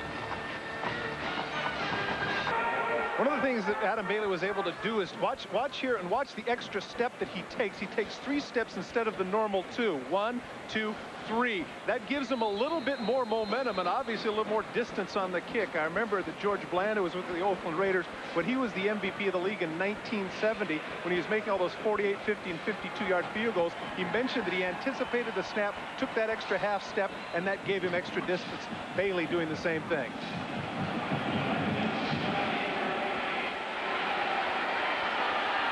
From the 2, Tyrone Butterfield. It's 1 tackle, but reaches the 20, and that's where the return is. Another update on those rampaging Nebraska Cornhuskers. Mike Anderson. Dave and Todd, indeed they are, and Scott Frost peaking at just the right time as the Huskers make their run for the Big 12 championship. His 2nd touchdown run of the night to go with 2 touchdown passes. This game ceased being competitive about 3 touchdowns ago. Well, I have a feeling they will finish it out, and then Nebraska can turn its sights toward Oklahoma. What are the chances, do you think, that Nebraska might still play for the national championship? Good chance, I think. Real good chance. Howard, who has been the star of the night in the running game for Michigan. Well, we'll return to the Metrodome for Monday Night Football as Dave Craig leads the Bears against Warren Moon and the Vikings, a classic black and blue division showdown. It will be Monday at 9 Eastern, only on ABC. Warren Moon is one of my heroes, Dave, not just because he's a terrific quarterback and he's thrown for over 50,000 yards, et cetera, et cetera. It's because next month he turns 40. I'm 40. He's my hero. He's 40 going on 30, just like you, big fella. He is amazing. Howard. Converging on him, Heath and Early reaches the secondary, good for about 8 yards or so. You know what really adds to your aura of youth is the continuing saga of your hair loss. And we documented a couple of weeks ago how you had gone from a real Samson look not long ago, you know, early middle part of your career, to the regular boy, you know, about a 550 cut down at the local shop. That's it. To your basic training look, which you have adopted this week. Hey, things never stay the same. Howard, great job keeping his balance. Wow. He may get the first down. And there it is. That's a tough way to lose weight, though. It's a tough way to lose weight. I don't know. You know what? Remember when I was a kid, I used to like to watch the Steve Canyon Mike Nomad comic strip. You remember that? Mike Nomad was the guy with the great... I'm not nearly old enough to remember. All right, forget it. I wanted to look like Mike Nomad. I thought that was kind of cool. There's some symmetry to it, don't you think? Well, I'll give you the Sergeant Carter look. That's something more I can relate to. All right.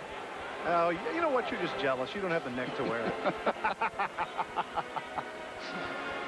Did you notice, though, I stopped short of calling you a pencil neck geek, okay? Thanks, I think. Right. Howard did get the first after the play fake to Williams. Dreisbach in trouble, and they lower the boom at the 25. Ogun Akbar, the nose guard, and Jerome Davis, the defensive tackle. Defensive lineman's dream in the case of Akbar. Look at the momentum he's going to have. He's going to have a running start here because of the misdirection. Come on, come on. Right here. Look at him in pursuit. Please let me get this hit. Pow! There it is. So many times defensive linemen are always frustrated because they can never get to the quarterback. In that case, he had about a 20-yard head start. I can tell you right now that feels really good if you're a D lineman. Another Texan, one of the 6 from the Dallas-Fort Worth area. 8 of them are from Houston. Jim Wacker keeping the recruiting pipeline open after coming up 5 years ago from TCU. Loss of 5. Dreisbach finds Howard wide open. And room up the side to the 37, where he's knocked out by Davis, who hustles over. Offensive line just absolutely obliterated a gopher here. You can see right there. There's Rod Payne. Take a look to the left of your screen as he cuts up field. He pumps to the right, now comes back to the left. Watch as he runs up field. Take a look at a golden gopher if you can. Right here, look at that, out of bounds, completely knocked out of bounds. The line of Michigan continues to be assertive. Payne, Denson, Gines, Parchenko now for the For the injured Adani? That was Parchenko, who was scoped, had his knee scoped a week ago. Wow. 3rd and 4. Russell Shaw makes the catch for the first down. First grab tonight for Russell Shaw, junior from Los Angeles, brought down by Early, but he has another first. Give some credit to Dreisbach. He has not thrown the ball much, but when he has made it count. And this is very difficult for a quarterback because you're always talking about getting in some rhythm. If you're going to run 75–80% of the time, that's very difficult on a quarterback. You can't expect him to just all of a sudden rise up and make the throws, but Dreisbach certainly has. Look at those numbers, and a very impressive statistic there is the average per attempt. Yeah, that's like a old Bo Schembechler game plan. Throwing less, enjoying it more. Ready to go over the middle and broken up by Rufus Smith. UCLA Cal still going on out west. Here's Mike Adamle. Well, guys, out in Berkeley, California's West Coast offense has given way to UCLA power football. Skip Hicks with the 8-yard touchdown run. The Bruins lead by 10 in the 3rd quarter. Bo Schembechler would have loved it.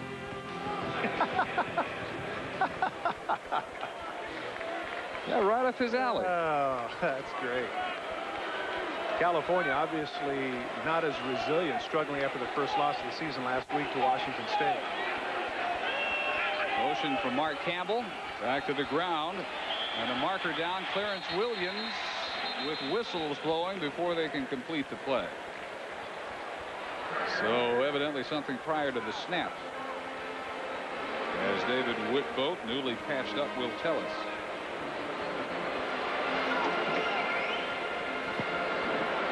Prior to the snap, we had a false start on the offense. 5-yard penalty. Down remains 2nd. That is the fine tight end from Minnesota, Paul Cradaville, who is headed toward the locker room. And we'll have Pam Ward look into it and report back. And that would be a big loss. One of their top weapons, although they haven't thrown to him tonight. Well, over the last 3 games, he did catch 10 balls. And Bob DeBess had been commenting on the fact that they've been able to utilize him in the middle of the field. 2nd down and 15. And the swing pass caught by Williams, cut down in textbook open field fashion by Rodney Heath. That's how you survive out there at 170 pounds. Got to take him low, and that's exactly what he does. This is planned from the start. Dreisbach looks down, but he's going to get Williams the ball out in the flat. Turns up field, sees him coming, nothing he can do about it. Wow, terrific tackle. Now, during this drive, Minnesota has done a very good job of containing Michigan on 1st and 2nd down. It's the 3rd down conversions that have been driving him crazy. Here, 3rd and a very long 15 or 16. They need to stop Michigan here. 6 of 8 on 3rd down conversions for Michigan. Dreisbach feels the heat, gets it off somehow to Howard. But Howard is run out of bounds at the 44-yard line. How Dreisbach got it off is the mystery. And the thing is, he's very fortunate. That actually went backward. Tim Rose very excited. Quite frankly, I was surprised he went with a blitz, but he does. Here comes 6 people. Dreisbach looks down. Now he cuts out. Look at this, hanging on. Pitches with the left hand, able to get him the ball. Great effort. Great effort, but again, that was backward. If for whatever reason somebody might have got a piece of it, that could have been a big turnover, but give them credit for their resiliency and spontaneity. They go after the punter, too, but Peristeris gets one off. And a very high effort. Fair caught by Heath at the 18-yard line, 38 yards. Gophers trying to stay fired up, down 17. The looks of Lloyd Carr, you'd think he's on the opposite end of the 27-10 count. Let's check in with Pam Ward. All right, Dave, and Doug Losey, the trainer for Minnesota, tells me that Paul Cradaville, the tight end, he's been taking into the dressing room. He has something called tachycardia, which is just a racing heartbeat. He has a history of that, Losey says, and he just had an episode on the field, and they were unable to get the heart rate down here, so they've taken him into the locker room to try to get it back to normal. Dave? All right, so the tight ends on the field now, Mark Tangen and Vincent Hippolyte. As Hamner gets the call and reaches the 21-yard line. before he is cut down. Last meeting, all Michigan, 52-17 last year at Ann Arbor. Sauter with good numbers. That's about the numbers he had at the half tonight, though. 206 yards. Brian Greasy at that point was the quarterback because Dreisbach had been knocked out for the entire year because of the torn thumb ligaments, and he had a huge day. That was I'm pretty sure that was the best game that he had last year. Terrific numbers. 4 touchdown passes. Got him to the Alamo Bowl where they lost a 22-20 decision to Texas A&M. Not much action at all for Brian this year. Injured Gopher is Luke Kirkenhoff, and while they check on him, we'll take time out. Kirkenhoff, and you can actually hear him cry out. One of the difficulties of being an offensive lineman.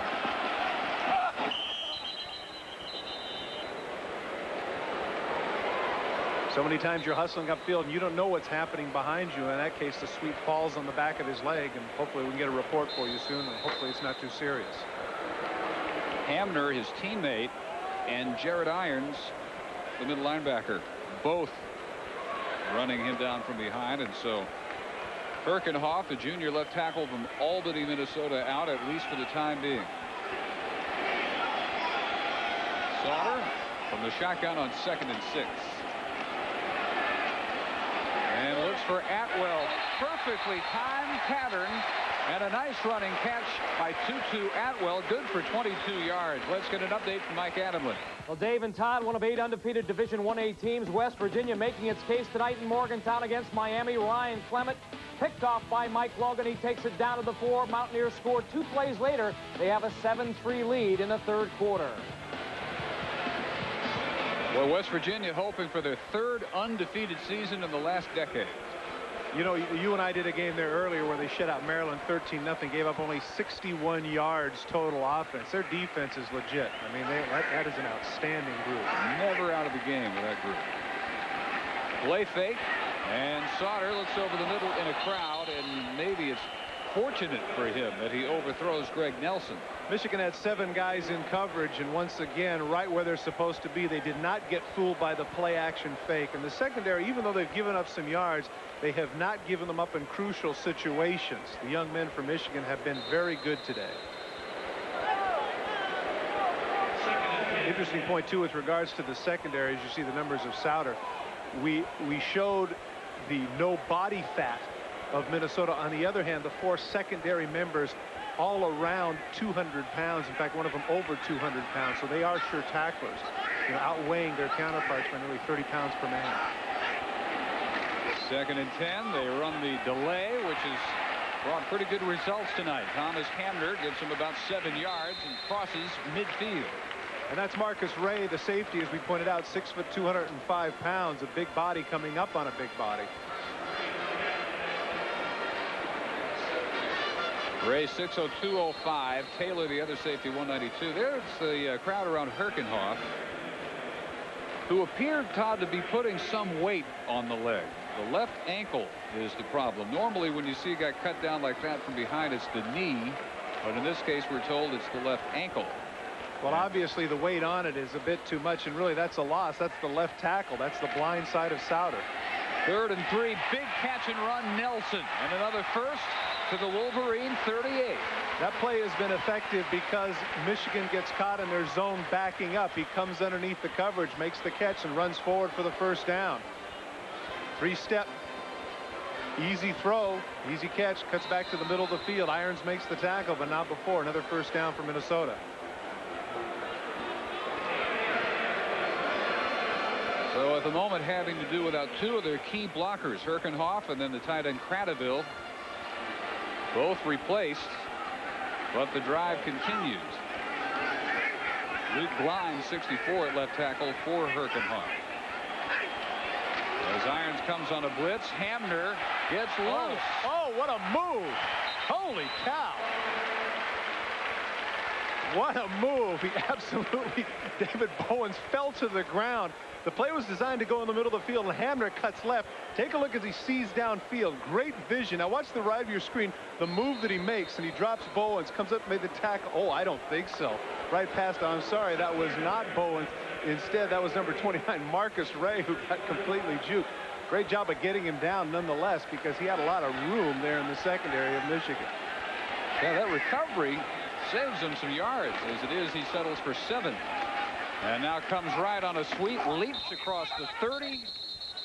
Dropped it after he was already down. It'll be 3rd and 1. Once again, the run support by Michigan, outstanding. Let's check in again with Pam. And another player being taken off by Cart, Luke Herkenhoff, the left tackle. Trainer says he has a sprained ankle. They're going to take him in and x-ray it. They're afraid that it might be fractured, and they're going to make sure. Dave? Minnesota cannot afford losses along that front line. They have 3 first-year starters, very inexperienced, very thin. 6 for 11, picking up 3rd down conversions. They need only 1 here. And they pitch Hamner. This is going to be close, maybe close enough for a measurement. On a textbook hit by Marcus Ray. Hamner, in fact, has the first. No measurement needed. I find it interesting because Corey Sauter, nobody is going to accuse him of being nimble-footed. At 6'5" and nearly 230 pounds, that's twice now on 3rd downs they've run the option and been able to convert. But in that case, the second effort by Hamner is what got it for him. You know, they call that the option. How much of an option is it really? I mean, he has no intention of keeping the ball. No, you're right about that, but supposedly Michigan doesn't know that. Well, they guessed it pretty quickly. Yeah. But the drive alive at the 27 of Michigan. And it's a 17-point game. Here comes Bowens. Down goes Sauter. Second sack tonight and the 10th of the year for David Bowens. Bowens is not fooled. They leave him completely untouched, and the reason for that is because they think he's going to be fooled by the play action. And of course, I'm not sure he was supposed to be untouched. I think the reserve tight end missed him in that case. The one thing Michigan has not done tonight, and Greg Madison does a great job of this, they have not been fooled on their keys. The play action has not fooled them at all. The misdirection obviously didn't hurt Bowens, who now has his 10th sack of the year. Nice to have a guy out there, defensive end, who can run a 4.6. They got him in a stand-up spot now, dropping back into coverage. Sauter just avoids a couple of sacks and falls forward to the 35-yard line, where he's going to be 3rd and a bunch. Part of the problem there, you got to be frustrated if you're Minnesota. They rush 3 and drop 8, and they're still able to get pressure, and I'm sure a lot of that has to do. You can see he's not very happy about it, and the reason for that is because he says, hey, how can they get pressure on my guy when I keep 6 in and they're only rushing 3? Obviously, the injuries to the offensive line and the tight end have certainly hurt them in pass protection. That may have been the last play of the 3rd quarter. So as it comes to a close, they'll change ends, and Minnesota will have time to discuss a 3rd and 19. As we head to the 4th in the Metrodome, 27-10, Michigan. So to the 4th quarter in the Metrodome. Dave Barnett, Todd Christensen, Pam Ward, pretty much as expected. Michigan coming in about a 2-touchdown pick, and they lead 27-10, but Minnesota with 15 minutes in which to make it interesting. They have 3rd and 19 from the 36, and what will be interesting now as David Whitboat looks on is, do they settle for just getting in field goal range? They need 3 scores. Pressure comes on, and another dropped interception opportunity, this time by Hankins. Well, that was the play that had been so effective. Michigan does a great job of coming up with a different set. They had a zone blitz. You can see, look at Carr. There's Carr, the nose guard, coming back in coverage. Obviously, they weren't prepared for that. Give Greg Madison credit. He is putting together some very different schemes, and now the onus is upon Adam Bailey to pump through another long kick. Boy, they have made him play long ball tonight, haven't they? Close on a 56-yarder. He hit a career-long 49. This will be 53 to get him within 14. And not nearly enough leg. And Adam, a little bit upset with himself. He started a little bit early. He should have waited with his 3rd step. You had to figure that there's no way Michigan is going to attempt to block this, because they certainly don't want to jump off sides and give him an extra 5 yards. The young man can have a shot to take a little bit more time. Watch, he hurries that one. See, just as the ball just got down. He needed to give it maybe another 1/10 or 2/10 of a second. You can see right there he's frustrated because he didn't get all of it, and it fell far short. Of course, the flip side of that, which is bad for Minnesota, is that now Michigan sets up at where the ball was at the 36. Dreisbach off the fake to Williams, deep for the tight end, and here goes Tooman. Touchdown for Jeremy Tooman, unless they mark him out at the 1, and they will. Oh, they're not going to give him the 6. 63 yards is what he'll have to settle for. Misdirection play, if you recall, in the first half. Earlier they threw to the other tight end, Tooman, deep. This time they suck him up. Take a look at the throw, right on the money to Tooman. The misdirection fools everyone, and he wants to put on his burst of speed. He wants to show people that he can go the distance, and I'm going to do it. And right there, maybe I'm not nuts. Actually, he was out of bounds at the 2, so they actually gave him a yard benefit. But let me tell you something. As a tight end or wide receiver, you certainly want to get your stat in a long touchdown catch. You know, 70 for a touchdown, or in this case, what, 65 for a touchdown, looks a lot better than just a 64-yard gain. Walking in for the score is John Ames. True freshman out of Kentwood, Michigan, who had a big day earlier this year against UCLA. 83 of his 87 yards on the season, in fact, came against the Bruins. His second career touchdown, and Jim Wacker starting to feel the apples. And what's impressive about this young man, he does not turn 18 until next month. He is truly a youngster. Somebody that Lloyd Carr wants to get integrated into the offense because of his power at 240 pounds. Hamilton's kick is good. How many 17-year-olds have a couple of touchdowns for a top 10 program? There's a marker down on this extra point, as you see. Ames as untouched as you can be on the 1-yard score. That certainly took a lot of the spirit out of Minnesota with the long pass to Tooman. We have running into the kicker, 5-yard penalty. It will be assessed on the kickoff.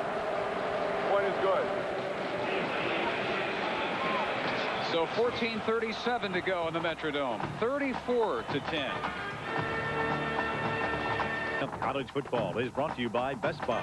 Just the store you've been shopping for. Kick it out of the end zone.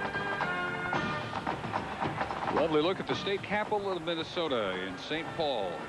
Just across the river. John Ames makes it 34-10 Michigan on a 1-yard run, and it gets awfully quiet inside the Metrodome. Jay Feely has yet to allow a return, and his kicks are getting even deeper. Let's go down to Pam Ward. Luke Herkenhoff back on the bench now. His ankle has been x-rayed. The x-rays have arrived on the sideline. They've yet to be examined. They're taking him over to the trainer right now, but Herkenhoff is definitely done for the game, and I'll let you know as soon as we know about the x-rays. Dave? All right, Pam, that would mean Luke Gleim probably the rest of the way left tackle for Minnesota. And the junior from Albany, Minnesota, has it all over his face, the disappointment. Not only that he can't finish it out, but that's the result on the scoreboard at the moment. Sauter under center, 4 wideouts, pump fake, and a toss to Nelson. Sure tackling Minnesota secondary. Hankins knocks him out of bounds. A name that we haven't called much in the second half has been Ryan Thelwell. He was somebody who had 5 catches for over 100 yards in the first half, but is yet in the second half has not notched a grab, I don't believe. Nope. He is working on a second half shutout at the moment.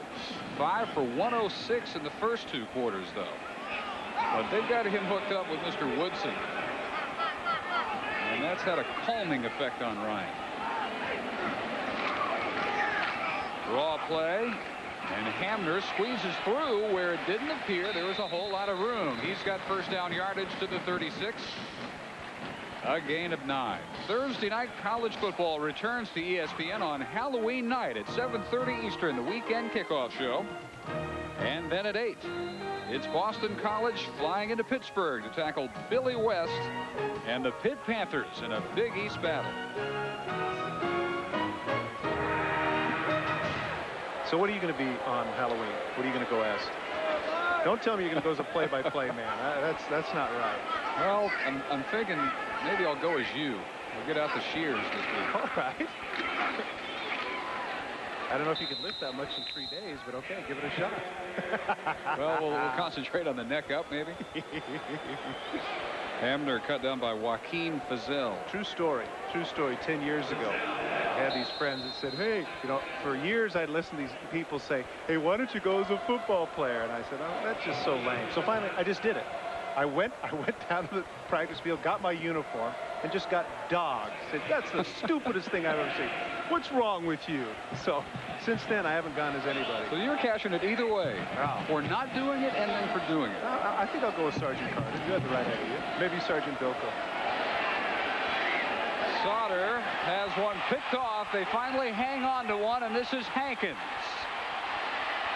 who brings it back to the Gopher 36. He had Hamner on the swing route and tried to make the touch throw, but the safety was sitting there waiting for it. Hankins does a good job of reading the eyes of Sauter. Tries to loft it up, and he's just able to play center field. Sauter needed to give that one a little bit more air and to the outside. Hankins brings it back, and as you pointed out, Sauter actually has been pretty lucky this evening. A lot of them have gone through the hands of Wolverines, but in this case, Hankins makes the pick and has a pretty nice run back as well. First pick of the year for Woodrow. Dreisbach remains the quarterback. And this is Chris Floyd. First time we've called his name. The fullback reaches the 25, then driven back. But enough for a first down on an 11-yard gain for the junior from Detroit. You know, Dave, I would have to say that the people that have been beefing about the running game of Michigan after tonight certainly can't be as upset. You know, the offensive line has been assertive, and a wave of people have come in and done well. You've had Howard, and you've had Williams. Now the youngster here gets an opportunity and busts up the field. I mean, wave after wave of runners have come in and been outstanding for Michigan. And there it is, 218 on the ground. Floyd manages about a yard. Akbar caught him from behind. In this day and age, Ty, when was the last time you saw a team leading by 24 points in the fourth quarter having thrown just 10 passes? I mean, that's a flashback to 20 or 30 years ago. Really is. But again, you know, that certainly was part of the game plan. And it's not as if Dreisbach has been throwing ineffectively. It's just that the offensive line has been so effective. Why take chances? If it ain't broke, well, you know. Sticking with what works. Yeah, there's something like that. Outstanding work by that big offensive front. Howard almost tripped behind the line of scrimmage. And Gang tackled at about the 16-yard line. UCLA and Cal, what's happening out west, Mike Adamley? Well, Dave, after a Pat Barnes touchdown pass brought the Golden Bears to within 3, UCLA took more licks with Skip Hicks. The perfectly executed screen pass. And it helps if you have great speed like Skip does. He goes the distance. The Bruins back on top by 10. Here, 34-10.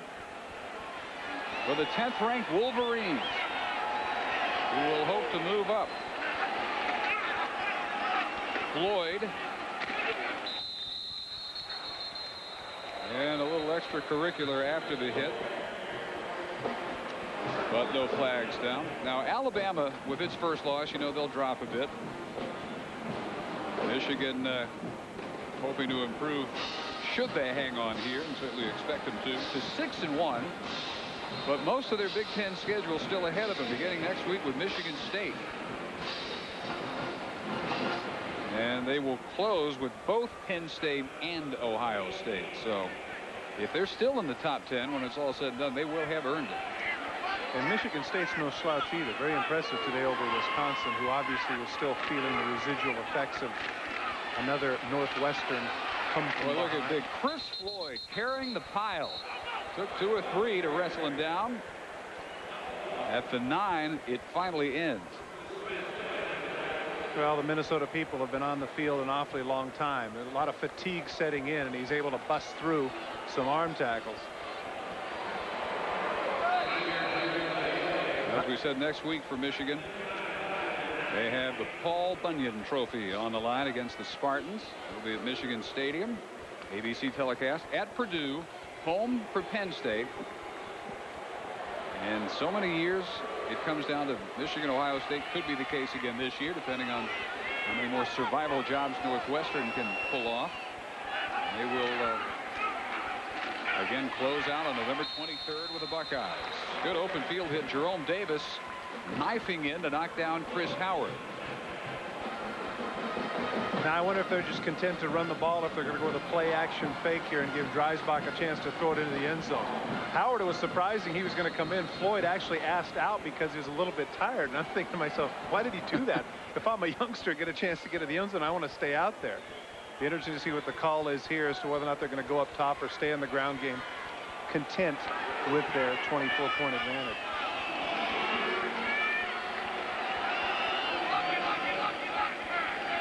Two tight ends and only Howard behind Dreisbach. Well, pretty well telegraphed what his intentions were there. He was going to hang up a fade pattern for 6'2" Ty Streets. But the 5-yard mark off will send it back to the 15. Offense, 5-yard penalty, still third down. You know what I like to see here? Quarterback draw. Dreisbach is a terrific run. Oh, sure. You know, because the clock keeps running. You've got third, and, you know, you're at the 16-yard line. I think that would be, I don't know. Just thought I'd mention that. Sounds good to me. I'd like to see it. Well, we'll see. He is a threat. Like a 72-yarder to his credit this year. He knows what to do with it. Fifth Michigan penalty, 25 yards. Minnesota just 1 for 5 yards tonight. Off the play fake. Could keep, decides to throw and overthrows Russell Shaw. Two-man pattern, the misdirection that they enabled Tooman to get the touchdown with. And in this case, they go the two wide receivers on the opposite side cutting across, but give Minnesota credit. They backpedaled to the end zone, had it covered, and this will give Hamilton a chance to move up on the scoring leaders at the University of Michigan. He has tonight passed Anthony Carter, 4th all-time on the Wolverine scoring list. Well, his 10 for 15 is also deceptive because 3 of those 5 misses have been blocks. And this one he just does tuck inside the upright. So Hamilton with the field goal extends the margin to 37-10 Wolverines. Well, apparently Corey Sauter may be done for the night. That's Billy Cockerham, redshirt freshman out of Clayton, California, warming up, and he may be about to head into action. Jay Feely finally is going to have one returned, although 4 yards deep is where Carter started the return, and it was not a good decision. He only reaches the 16.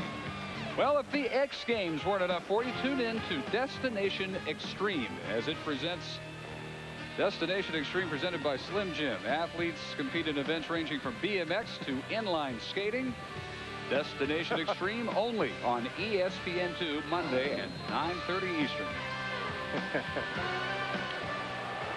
Well, evidently the warm-up on the side was just for show. The Sauter is going to stay in and more than likely go over 300 yards. See the numbers right there, pretty impressive.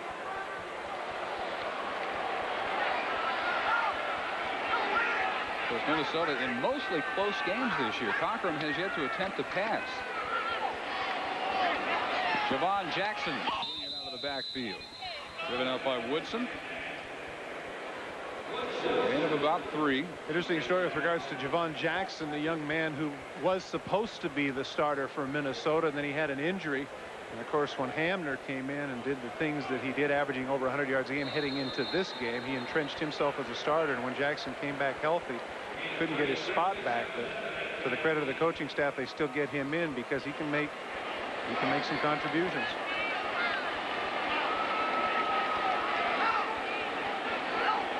Hamner 19 carries, 70 yards. 5 catches as well. Had a decent evening. Driven down by Glenn Steele. And will be close. May have a first down at the 27. Well, Jim Wacker's 5th and final year of his contract. And he knew going in the type of expectations that he and his staff would be working under. 5 wins, hopefully 6, but 5 is the number that you continue to hear. He's got to hit 5 to probably have an opportunity to come back and get a second contract at Minnesota. Well, the idea was that in 5 wins, apparently the press was not supposed to know about this, but it was revealed through a letter that he would receive a 2-year extension if he did win 5. And you take a look at the remaining games, needs to win 2. Obviously tonight is not going to happen. Difficult road to hoe there.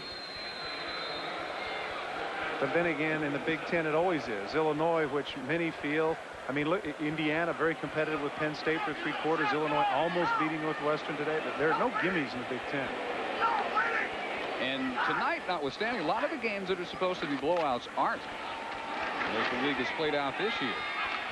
2-2 Atwell reaches the 35. Look at Indiana. For the longest time today, they were giving Penn State fits, and then they end up blowout losers, but the score really doesn't tell the story of the game. Minnesota's had pretty good success of late against Wisconsin, although they traveled to Madison this year. Illinois, they will consider a winnable game. Iowa as well, so still holding out hope.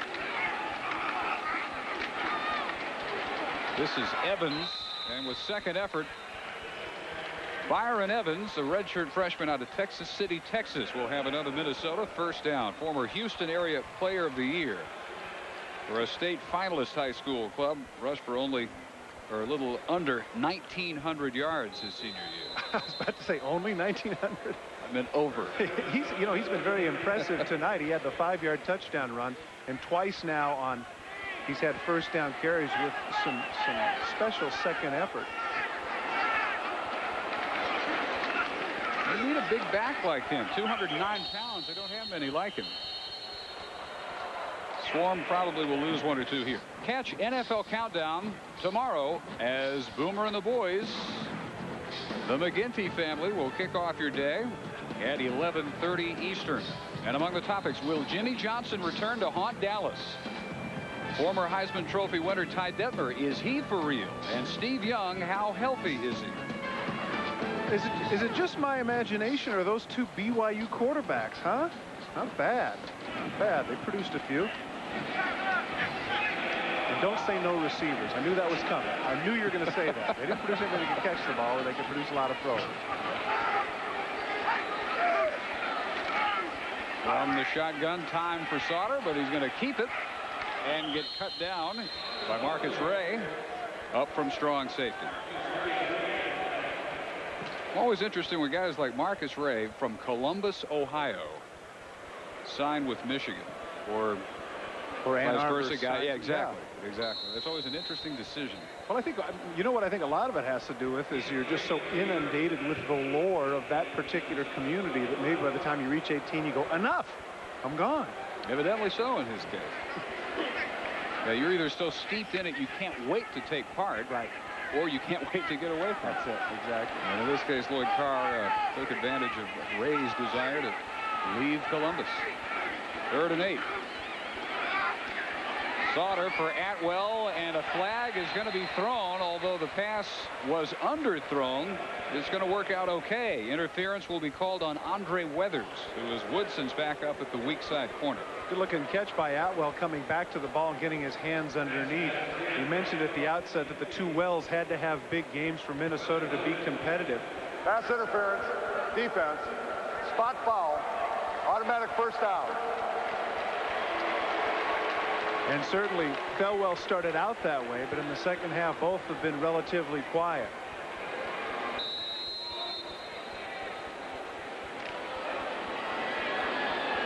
Minnesota coming in had split 2 games against ranked opposition. They beat number 23 Syracuse here 35-33. Lost at number 15 at that point Northwestern 26-24. Evans, number 46. A little frustration on the part of Evans. I think he tripped over his own man. Had a good running start. I think he tripped over his guard. had a run of 4 consecutive games go down to the final minute, all decided by 3 or less until the Michigan State debacle last week. Having split those 4 close encounters. And they've been a good second half team, which gave him some hope at the half. But none of it working this evening. Sauter hanging this one too deep and overthrown, intended for the tight end Tangen. And that's too bad because they had him right in the seam where they wanted him, but Sauter overthrew it. Woodson not in the game now. You saw Weathers taking his place. Evidently Woodson is done for the night. I don't believe it's an injury. Just an opportunity evidently to give Weathers some playing time. I'm a little disappointed we didn't get to see him on the offensive side tonight. I'd have to say they didn't need him. They definitely didn't, and they've done a good job spacing out his appearances, because at this point the element of surprise is long gone. When he's on the field, unlike earlier in the season, people know exactly what's coming. He's run it 4 times for an average of 35 yards. He's caught 5 passes. They don't get that snap off in time. Did they get the timeout called in time? Evidently they did, and we'll break with 4:55 to go in the Metrodome. 37-10. Earlier, Pam Ward was digging fairly deep into the treasure trove of Minnesota football history. Here's what she came up with.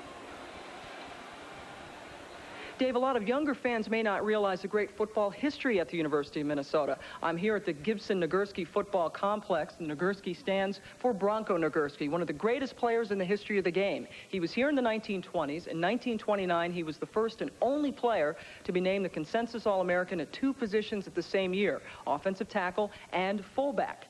In addition to some great players here at Minnesota, there's also been some great teams. There have indeed, and well, for a lot of people who go back just a few years, that name is synonymous with football. Tough guy from International Falls. He could knock you down.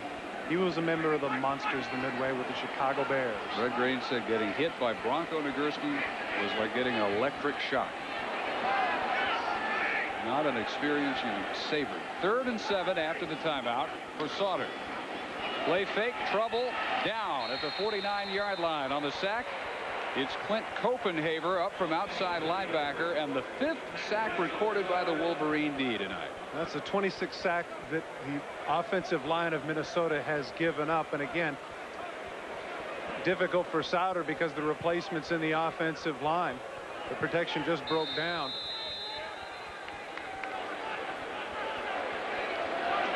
.24 sacks on the year by Greg Madison's defense. And they forced the apparent punt by Steve Kemp. Boy, he wanted to hang it up, but not quite this short. Does get a good bounce, and it's returnable for Winters up to the 28 with 4:06 to play. That's a heads-up play by Winters, because otherwise that ball probably rolls down inside the 5-yard line, kind of like the punt that Pam Ward had in the pregame situation with myself and Dave Robinson. Down to the 1-yard line, it cost me $1. She beat me in that competition. Nailed that one. Nailed it. It was awesome. Well, Kemp matches his number here with the 26-yarder, and we will see Brian Greasy take a turn at quarterback.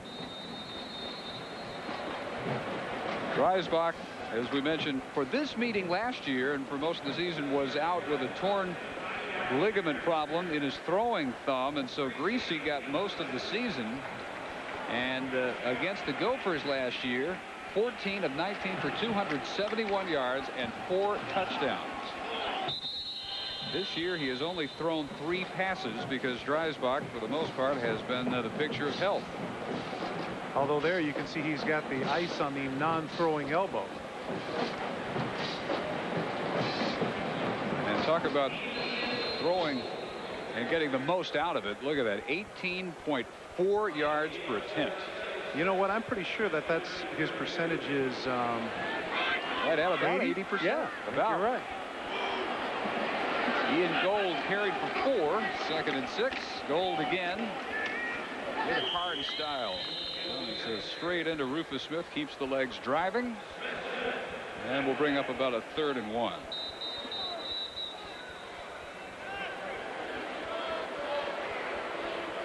Injured Golden Gopher, and there have been a few of those. Another one is down, and this is Craig Scruggs, the cornerback.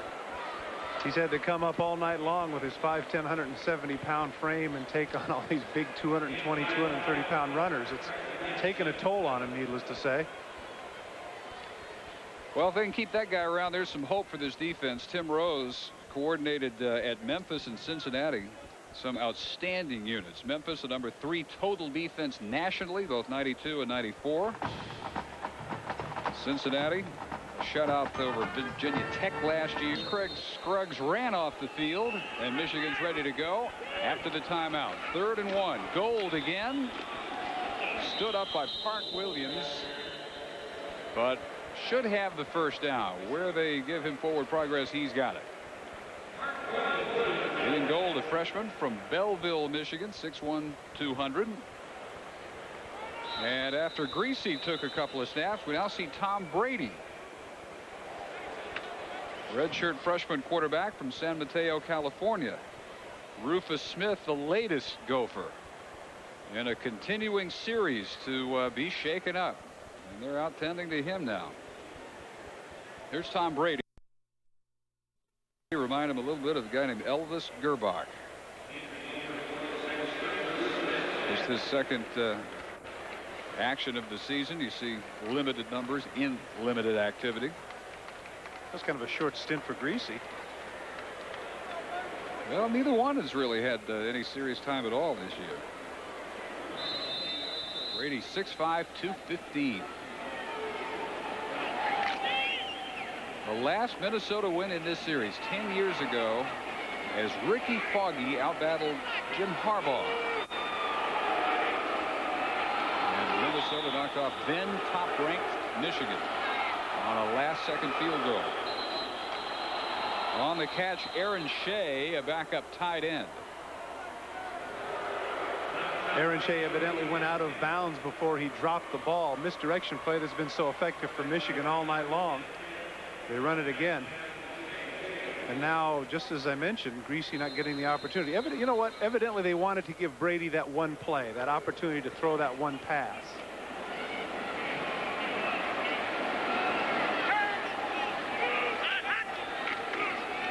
Greasy with the give. Ian Gold hit hard as he reaches the line by Nate Pearson.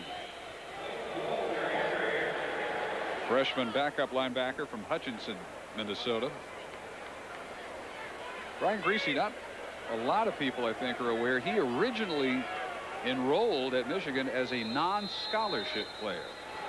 Said that he wanted to walk on and take his chances at Michigan. The quarterback shuttle continues. Brady now back in. Clock rolling, 2 minutes and 15 seconds. Should they decide to use him, the Gophers still have 2 timeouts. Gold in motion on 3rd and 2. And Brady on the roll. Delivers incomplete. Intended for Marcus Knight. Well, Brady wanted to show his arm because he certainly could have run for the first down there. He had the misdirection, had the clear field in front of him, and only had the one-man pattern, but we wanted to see if he could get the comeback and came up just a little bit short. And who can blame him? You don't get that much of an opportunity, so I run for 3 yards. Sure. You know, I want to see if I can throw it downfield. Well, that stopped at just under 2 minutes. So they're going to go for it here at 4th down and about 3. Obviously, Lloyd Carr wants to see if the young quarterback can deliver in a somewhat pressure situation.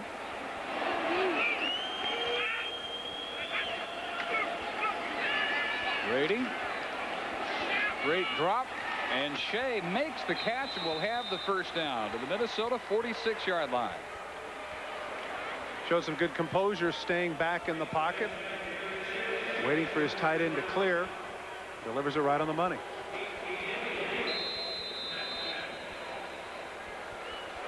So now out goes Brady. In comes Greasy. This is from the old Dallas Cowboy playbook. Remember that? I definitely remember We're going to do that. Eddie LeVere and Don Meredith, right? When they shuttled the quarterbacks in? Most recently, 1971, Craig Morton and Roger Staubach in a game at Soldier Field against Chicago every play. And then right after that, Landry decided enough of this and gave the job to Staubach, and they didn't lose again that year. Let's go down to Pam Ward. All right, Dave, we talked about this being the game for the Little Brown Jug, and there it is. They've been playing for this thing since 1909. A water jug literally left on the field here by Michigan. Minnesota said if you wanted to get it back, you'd have to win it back, and they've done it more often than not. One of 3 trophies that Minnesota plays for, also with Iowa, the Floyd, or 4 trophies, one of 4 trophies they play for. Floyd of Rosedale used to be originally a pig. The governors between Iowa and Minnesota bet on a real pig once. It's now a bronze pig. Then there's Paul Bunyan's axe with Wisconsin, and just a couple of years old, the governor's victory bell with Penn State. And of all 4 of these series, Minnesota only leads in the Floyd series with Iowa. But the Little Brown Jug becoming the Little Blue Jug, about to be the 10th time in a row Michigan's won it, the first time one team has ever done that. Greasy deep for a touchdown to Marcus Knight. 40 yards with 30 seconds to go. And you hear just a few boos from the Minnesota fans who are still here, and no doubt Jim Wacker not enjoying a touchdown pass in a game that had long since been decided. Well, you have to wonder that, you go for a 4th and 3, not a big deal, but the play action, he throws the ball deep. The argument to which you would have here, good throw, and the ball's right on the money with a deep post. Nice catch, and he goes in for the touchdown. Good opportunity for Marcus Knight to show his wares. But, it's an argument you make over and over again. I've told the story before with regards to, they do play the game 60 minutes, but sportsmanship seems to be, in some cases, everybody has a different vantage point of what sportsmanship is, obviously. I would have thought they would have been content just to run the thing out. I mean, nobody can accuse that man of being Bush League. Nonetheless, throwing a post pattern when you're up 37-10, I don't know that would have been my choice. Well, you just didn't used to ever see it. Right. At the college level. More and more, it's not that uncommon. Coming up next, auto racing, figure 8 and rollover contest. Here on ESPN2, 30 seconds to go in what's now a 44-10 impending defeat for Jim Wacker and the Minnesota Golden Gophers. You know that Paul Bunyan theme repeats itself for Michigan next week. Pam told you Minnesota and Wisconsin play for the Paul Bunyan axe. It's an actual axe. And they write all the scores down the handle, and then the Paul Bunyan trophy will be on the line in the Michigan State-Michigan game in Ann Arbor next week. Seems like every rivalry they've got in the Big Ten, you're playing for something, which is kind of nice. It is.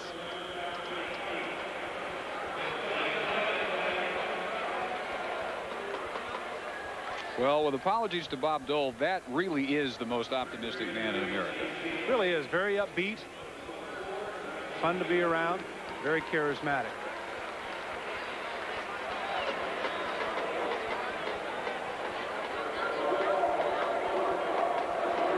But certainly frustrated this evening.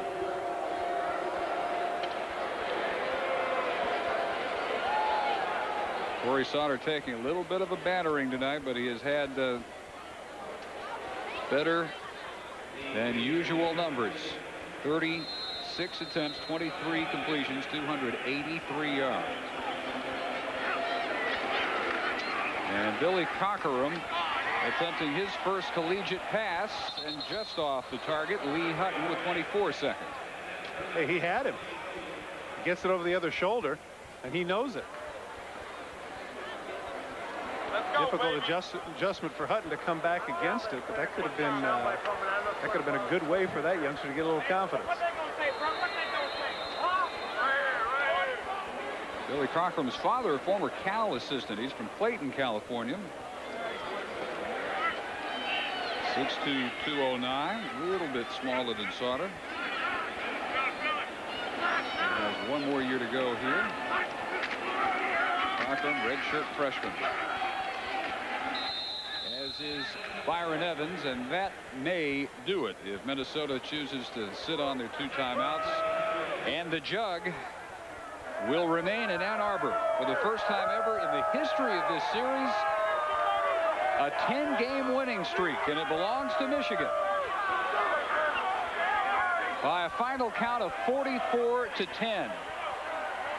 The Wolverines figure to move up from number 10 as they improve to 6-1. For Todd Christensen, Pam Ward, and Mike Adamle, I'm Dave Barnett saying goodnight from Minneapolis with our final again 44-10 Michigan.